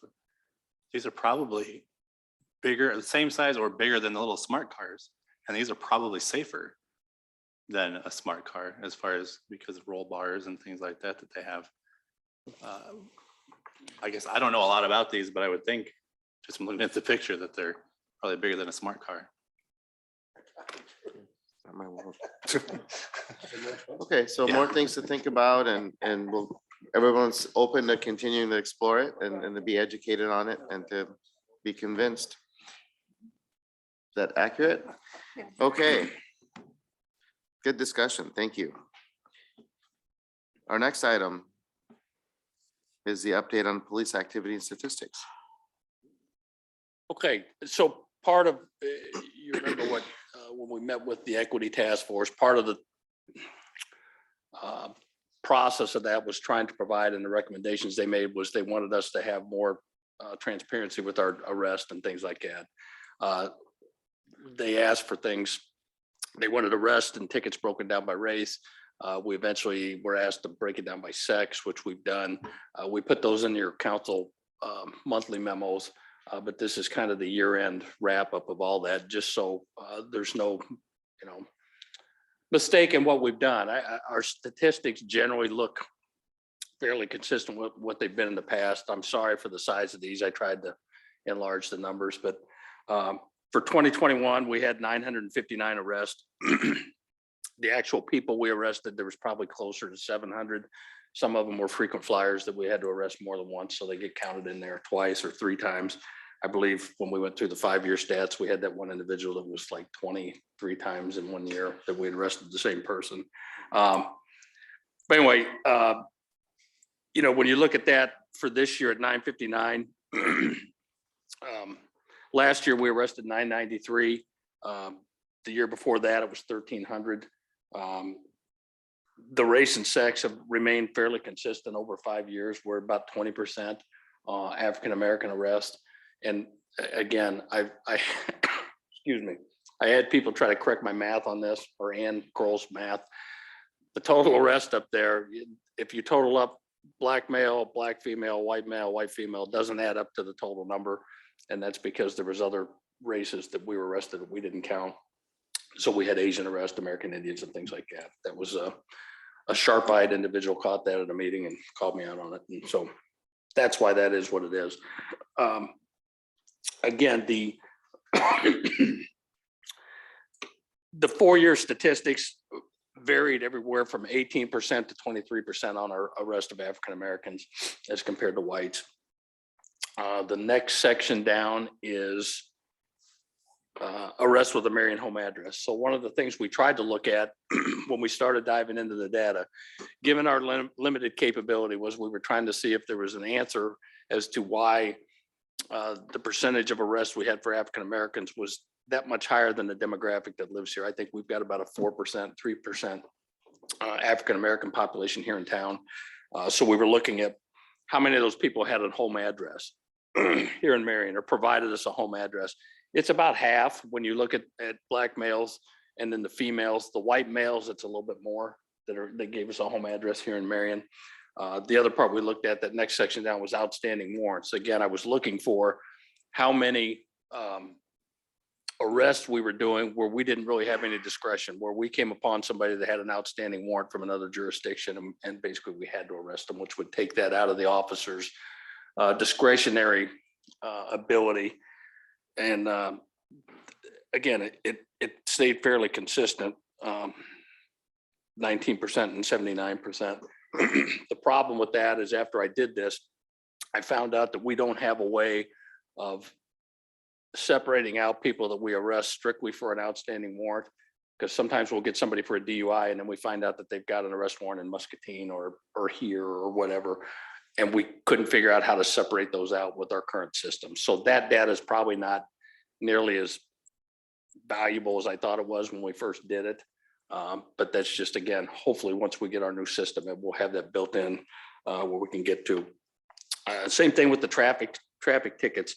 2,400 tickets in 2021, and that's up. We had 2,088 last year.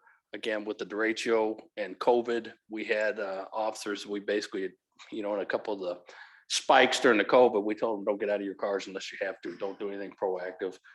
We didn't tell people that at the time publicly, but we were doing that kind of behind the scenes, and it seemed to work because we were able to stay healthy. But I think that explains kind of that dip from last year. We wrote 2,600 though in 2019. We had 2,100 in 2018, 3,500 in 2017, and 4,600 in 2016. So, one of the things we were telling people, and we've been trying to explain to people, is that, Marion's got this reputation as being a ticket town, and it's not necessarily that anymore.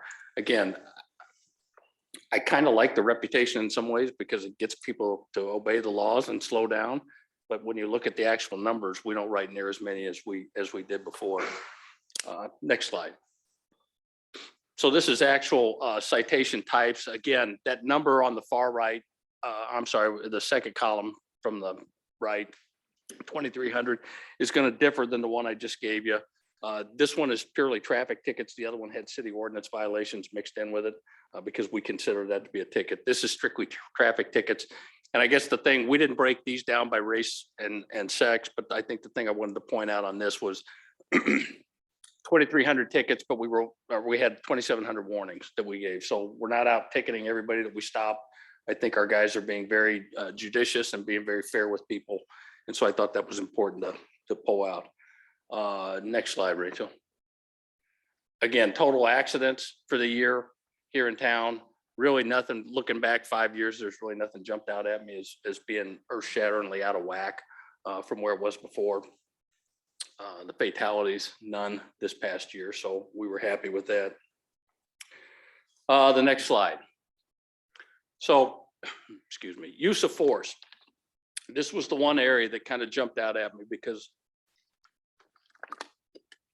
in the past, the past 5 years from 2015 through all the way through 2020, we had roughly 20 to 25 incidents a month or a year. This year we had 41 incidents. And I was now I'm trying to figure out why that number jumped up.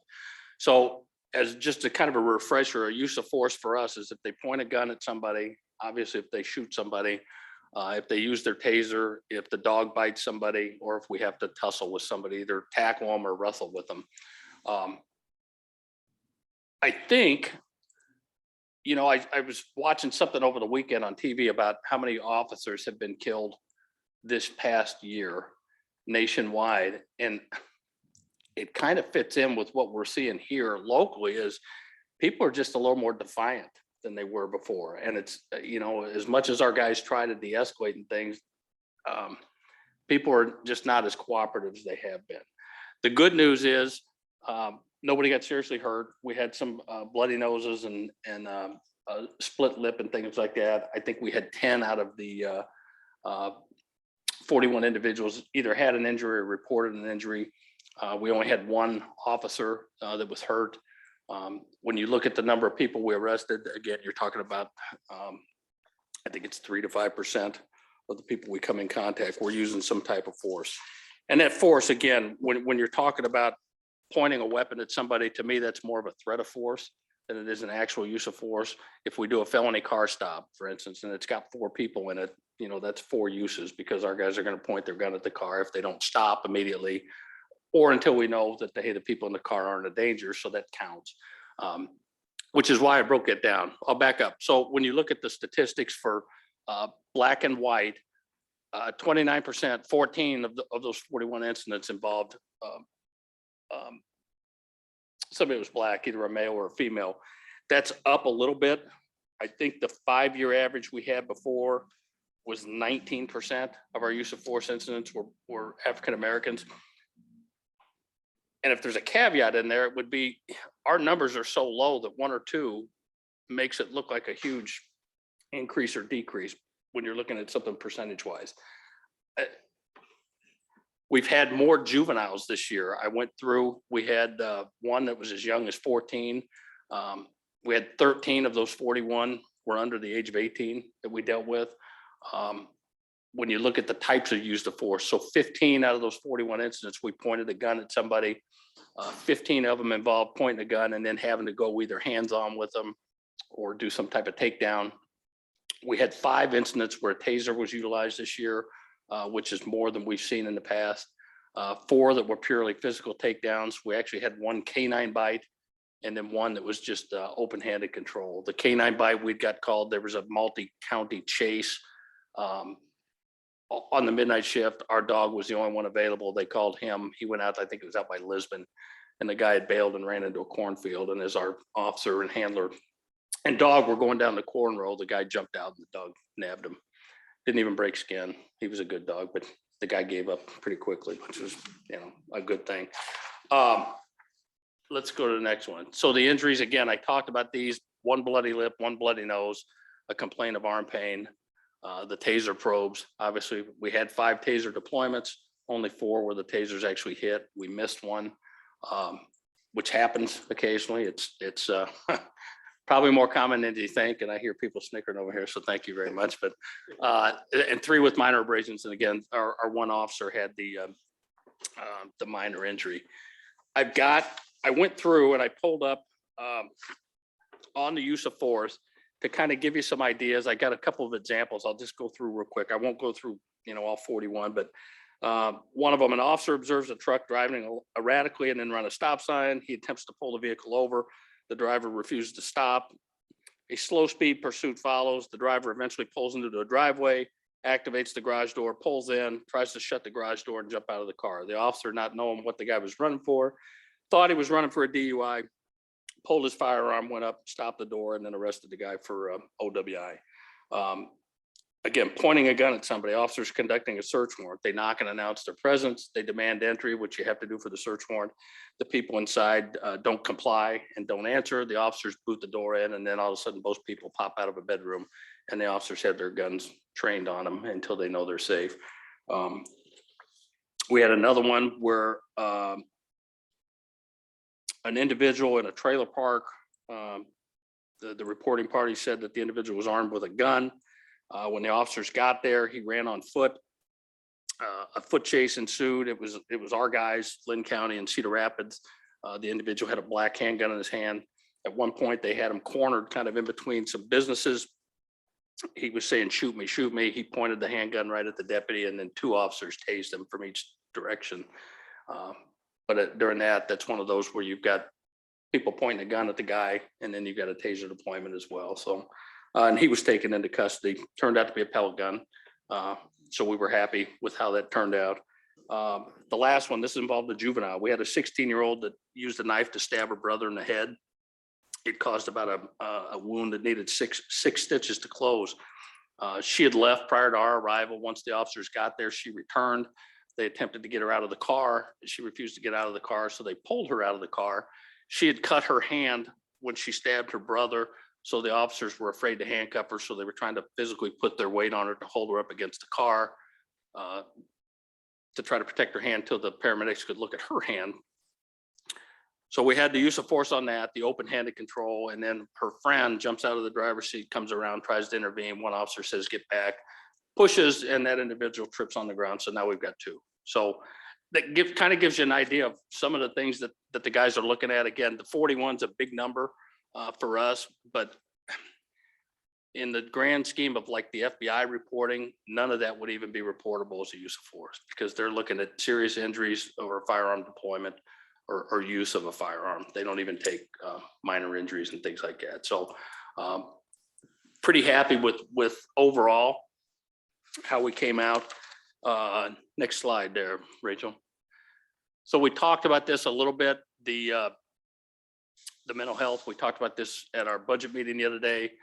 The transport hours to me are the biggest indicator that we're doing something right with this. When we go from 188 hours per year and we're down to 16 last year, we're doing something right, or Brooke's doing something right. I don't take credit for that, but, and again, I mistyped that. It's not an 8% success rate, it's 80. And I believe it fluctuated up to 82 at some months, where we're stabilizing people in place, or they're doing a voluntary transport, which we consider to be a good outcome for us. Next slide. Wow, this is hard to read. So the good news is nothing earth shattering about our crime trends. We've had, we put the more serious ones up here. Burglary is down. We had 147 last year. We were down to 89. And now these are reported crimes to us. Domestic violence, we kind of had a big drop. We went from 105 down to 61. Assaults were down to 99. We've had, 29,000 calls, 29,692 calls, which is about a 4% increase over our 6-year average. I know people are interested in shots fired calls and things like that. We found 7 that we could confirm were actual shots fired calls. We had a lot of calls about fireworks that people thought were gunshots that turned out to be fireworks or something else. We only had 7 that we could find. We had 1 homicide in 2020. We've got a case pending from 2021 that has not been charged with anything yet, that may come in as a homicide. I'm not sure yet. We're going to see what the county attorney wants to do like that. Again, proud of the domestics are down. And the overall for a city our size, we're still, have one of the lower crime rates in the state. And that's, part of that credit goes to the officers and a lot of it goes to the community. So I'm happy with what I saw, and I can answer any questions about any of that if you would like. Yeah. Okay. Thanks, Chief. Questions? Go ahead. So if I could, I'd like to finish this on a very bright note. So this afternoon, I get an awards nomination for one of our officers. So earlier this month, we had 2 officers responded to an apartment where a 13-year-old had been dropped off at an unfamiliar apartment with no shoes on. She finally managed to get somebody to call us. She'd been there for about 3 hours. The officers show up. She's obviously upset. DHS gets involved and wants to meet at our department. So one officer transport and Officer Gabe Kalkbrenner stopped at Walmart and bought her a pair of shoes out of his pocket. To me, the best part is he tried to fly under the radar and not tell anybody. And one of the other officers snitched him out. And so it made it up its way through the command chain. And then today I get the awards thing. So again, I think that's indicative of what our guys do quite a bit that goes unnoticed, but I was very happy with that. Thanks for sharing that. Yep. Just I think a question, and this is good. Thanks for sharing. I think that was part of right, when we were on the equity task force, is this idea of being transparent. And so I think this is really a great move. So thank you, Chief. Yep. I think one of the slides early on, when you were breaking it down based on race, there was a percentage there that was arrests, right, with like city ordinances, and what else? Was it? Traffic Citations, right? tickets and Yeah, yeah. citations. And I think it was something that 10% Black, 80-90% white. Yep. Have you seen, based on that, has that trend been up or down over the last couple of years? Because that, right, I think is a place for us to think about when we think about what is it, we have 4% of our population Yep. to be persons of color, and then we've got 10% that are being arrested in that category, Yep. right? It varied. I went back to 2015 and it went from 10% was the low and 12% was the high. And that was a couple of years ago when we were at 12%. We wrote more tickets then too. So, you know, it's hard. I think with the data, you can, try to look as many ways as you can. Which is why we're excited to get that new system so we can actually get in there. We can build it the way we want to see it. So I can click a button and somebody calls me and says, hey, how many whatevers I can, well, here it is. Right, I think that will be helpful to sort of slice the data, right, as we see fit, Yep. and to maybe figure out sort of where that difference is coming from, right? Specifically when we think about, skin color and the number of citations. I think it's worth the further conversation as we onboard the new software to help us answer Sure. those questions. So Yeah. thank you. And we're going to put this on the website too. We'll get Amber to put it up so everybody has access to it. And Right. if they got questions. And look at you, you clearly are a data analyst. You sort of told us you weren't, so. I take credit for a lot of things, ma'am, that I don't really do, but. Thank you. Anyone else? The zero traffic fatalities, do you attribute that to roundabouts? Yes, sir. Yeah, partly.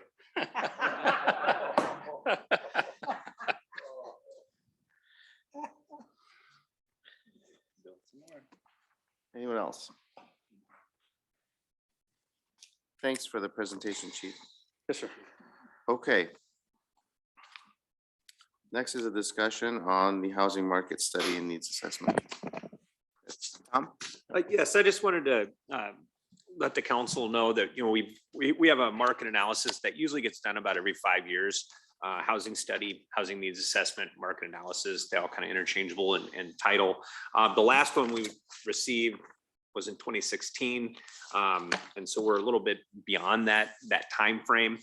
We did want to wait until we had the census data to move forward with a new and updated housing needs assessment. But we are in need of getting that accomplished. It was really my hope to get this done last year, but it's been a difficult situation trying to get something like this accomplished with what's been going on. So, and one of the drivers in that is as the council knows, we receive a lot of applications or we get funded for a lot of applications to the state for workforce housing tax credits. One requirement of that program is to have an updated needs assessment to ensure that you are filling a gap that exists in your community. So that's a key component to completing a housing needs assessment. As we've talked about as a strategy, or as one of our strategic goals, is to work towards getting the comprehensive plan updated. Housing is a major part of that, especially in a growing community like Marion. So having a good idea of your strengths, weaknesses, and your gaps as it relates to housing is important. So I think it's important that we move forward with this study and get it updated. And I just wanted to bring it to the council's attention that we'd like to proceed and get some direction from you folks as we move forward with getting this document updated. So I don't know if anybody's seen the document in a while. It's online. I can send it to you if you like. It really provides a lot of demographic analysis of the community market and housing trends that we have. It assesses the current housing market that we have. But what is very important is it provides a snapshot on the gap that we have in different levels of housing, whether that be multifamily, whether it's senior, low and moderate income. It'll also get into statistic analysis of, if we have a homeless population, and how many, and then as we use this document, we can provide incentive programs if we want. It provides an opportunity for the community to provide input to understand what maybe the community sees as issues in the housing market. One of the things that we've noticed, and I'm sure the council is very aware of, is the uptick in multifamily housing. And it really provides what that picture looks like moving forward after you take a peek at population trends, income, and it even gets into employment and industry needs. So I think it's a great document to have updated, and we're just looking for some direction to proceed to get that accomplished. I'm assuming that this is going to be probably the $30,000 to $40,000 price range, and we'd like to get someone underway to get the statistics updated so we'd be able to have the documentation ready for the workforce housing tax credit applications that'll be likely due in July. So we're needing to move rather quickly on this, and with your direction, we just proceed to either go with a proposal or a services contract to get a consultant underway to provide the service. Okay, so depending on what everyone says, will there be a decision item on Thursday's agenda or an upcoming we can, agenda? but I was just looking for some general direction at this point. Okay. We'll work on it and move it forward. And budget wise? Yes, so there's money in the capital plan for this. Steve? Yeah, in the 4 years I've been on city council, we have referred to this study a number of times. And I've also talked with citizens and referenced it as well. So to me, it is an important tool for planning purposes as we talk about different projects throughout the city and in the next several years. So I'm certainly in support of it. I think it's helped us make the case for multifamily housing. Go ahead. I'm definitely in favor of getting it done. I would say in the last year-ish, I see that report and see it says in 2016 and think, well, that needs to get updated sooner than later. So absolutely, I'm definitely in favor of getting her done right away. Anyone else? Yeah, Randy? Tom, would we be able to get the multiple facilities that we got that are projected to be built? I know we've asked in the past where they're, whether they're going to fall under the market rate or, where they're going to come in. Will they be able to provide that data to help build that out? I'm a little concerned about doing it now when we got so many multi-family residential units coming online, but it seems like we don't have a lot of supporting information about them yet. Yeah, no, we'll have all that. They could take that information and kind of structure it out. If you recall, some time ago, several years ago, there was a report that came out in the Cedar Rapids metro area highlighting the need for senior housing. And then there was a big push. So those numbers come out of housing studies just like this. So they can say, we're down this many units, we need X number. We use that documentation to go to the state and support development projects for tax credits. So, and I think I have to give Mr. Glue some credit if he's here still. Last year, we went to the state because we didn't want to spend the money before the census. We're right in that sweet spot where, and Nick actually went to the state and said, hey, we're going to update these numbers. And he did it internally with Medco, got the numbers to the state. And they said, yeah, that's great. This will work, but we're going to need that done for the next round. So it's pretty important that we move on this. Perfect. Thank you for that. And I'm in full support of it as well, too. Yeah, just one question. Tom, how long would this study take to complete once it is contracted? So I've spoke to one group. It takes 3 to 4 months to get it to get it done.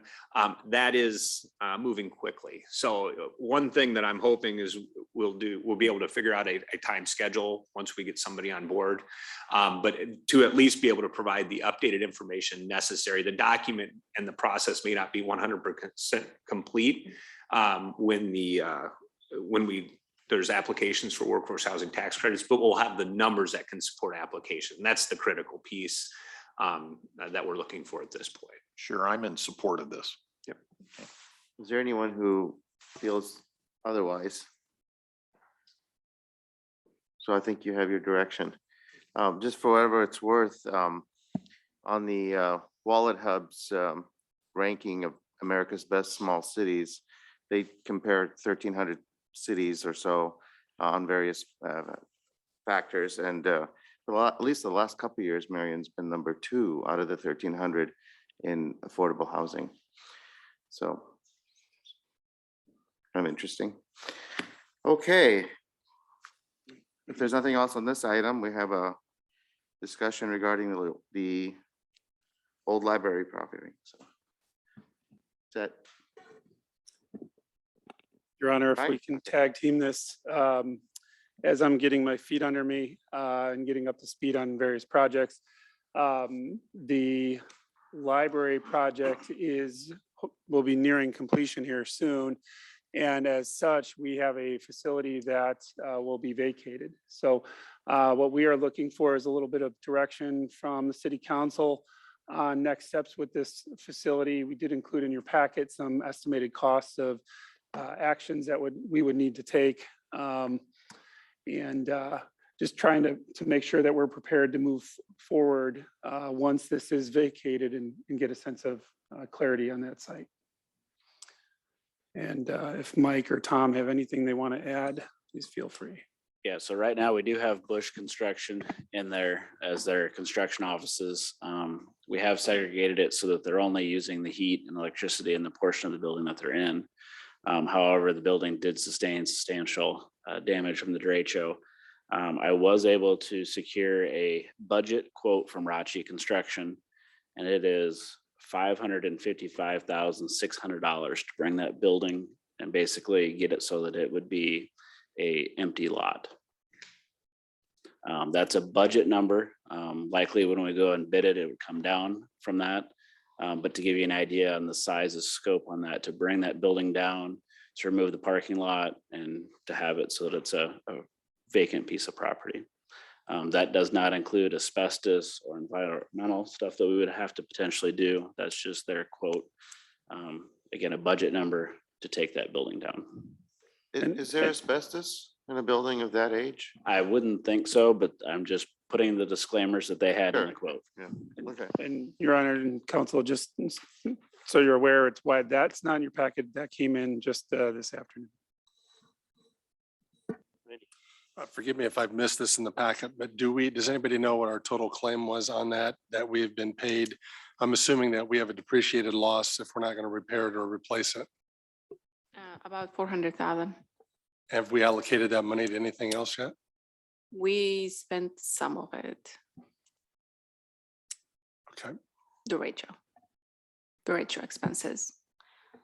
Can you tell me how much of that 400 we've spent? Probably close to 200,000. Okay, thank you. Anyone else? Yeah, I guess I'm glad, the list did not talk about demolition and the information we got, although that was probably one of the numbers I was looking for. So I appreciate at least having the budgetary number.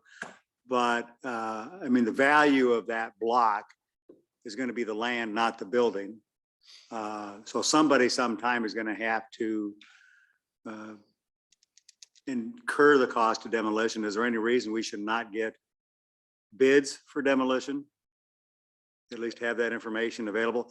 Is there any reason that us demolishing that versus anybody that would buy it as is would have any different cost?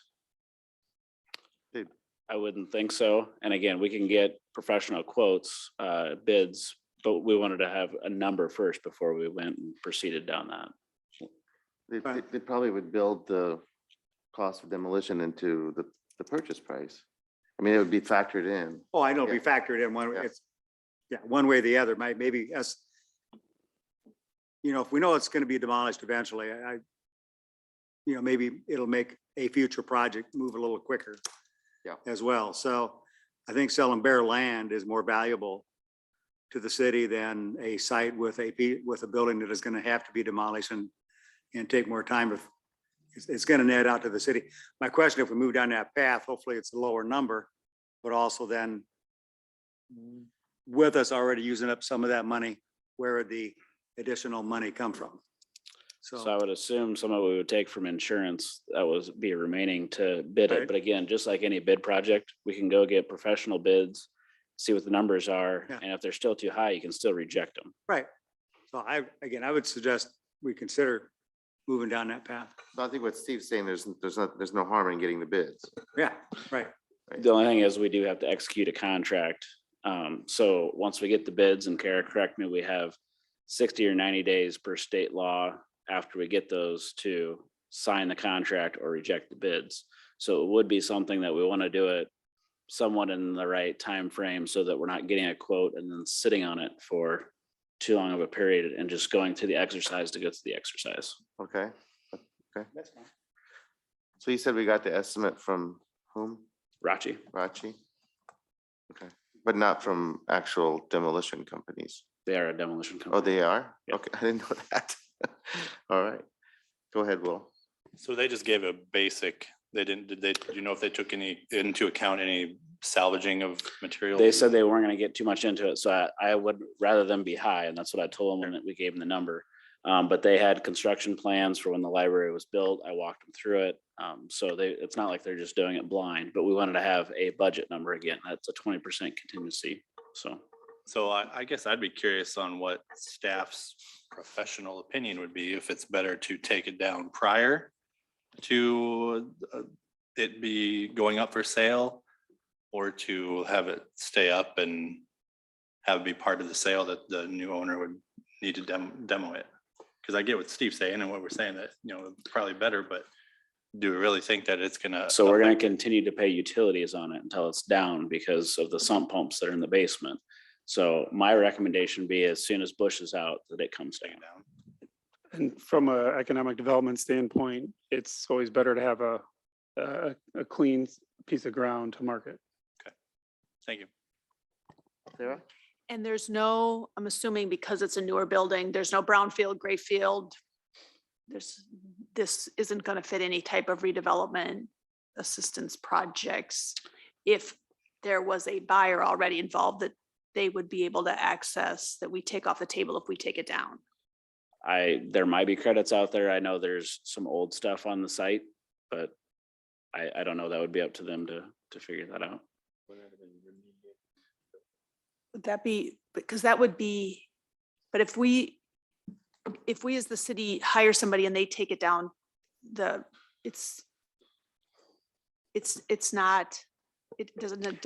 a developer have to be involved in that in order to get the tax credits, right? Like, the city can't do it. So if we would take it down, we're taking that option for a future buyer off the table because it's already been taken down.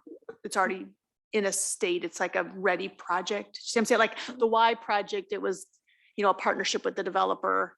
They got some of the tax credits because we signed off on it, but they were involved in it. So I didn't know if it, and maybe there's nothing available. I was just curious if if that triggers or takes anything off the table by us demoing it and not waiting for somebody who would, a private. Who's gonna actually develop it? Right. taking So, it down.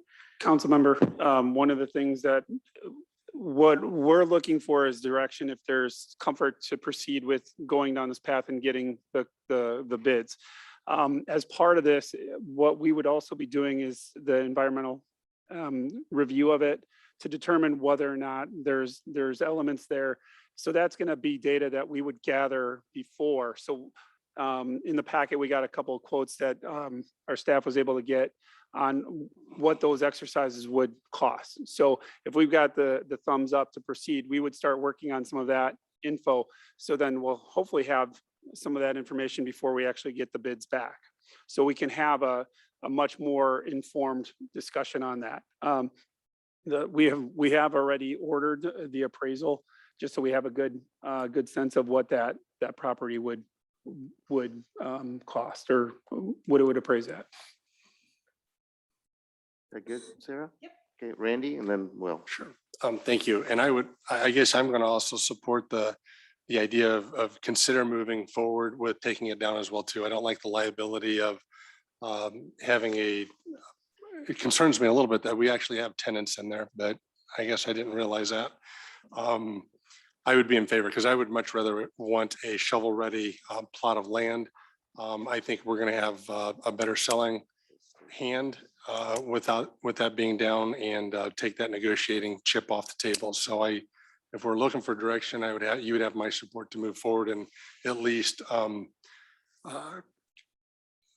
getting the information necessary to make another proposal to council. Oh, Will and then Grant. Oh, you're good? Okay, Will. When's Bush supposed to be out of there? When they're finished building the new library. I mean, are we talking March? Are we talking April? I believe March was the latest, or did we? It's likely to be April at this point. Okay. And then is the appraisal, are we getting it appraised with the building and without the building? Are we getting both? Just without, just land? Okay. Thank you. Okay.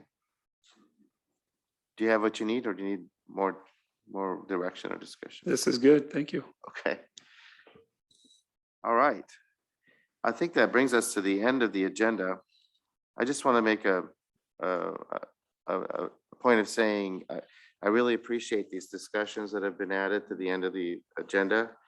I want to say thank you to the staff. I think it moves us to closer alignment with what's coming, and being able to give input. And so we're all working together, and we're all on the same page about things, about where we're headed. So I really appreciate it. I think everyone else appreciates it. Thank you. To me, that's a big sign of reaching higher. So thank you very much. With that, the meeting has come to an end, and we will see everyone on Thursday. Have a good evening.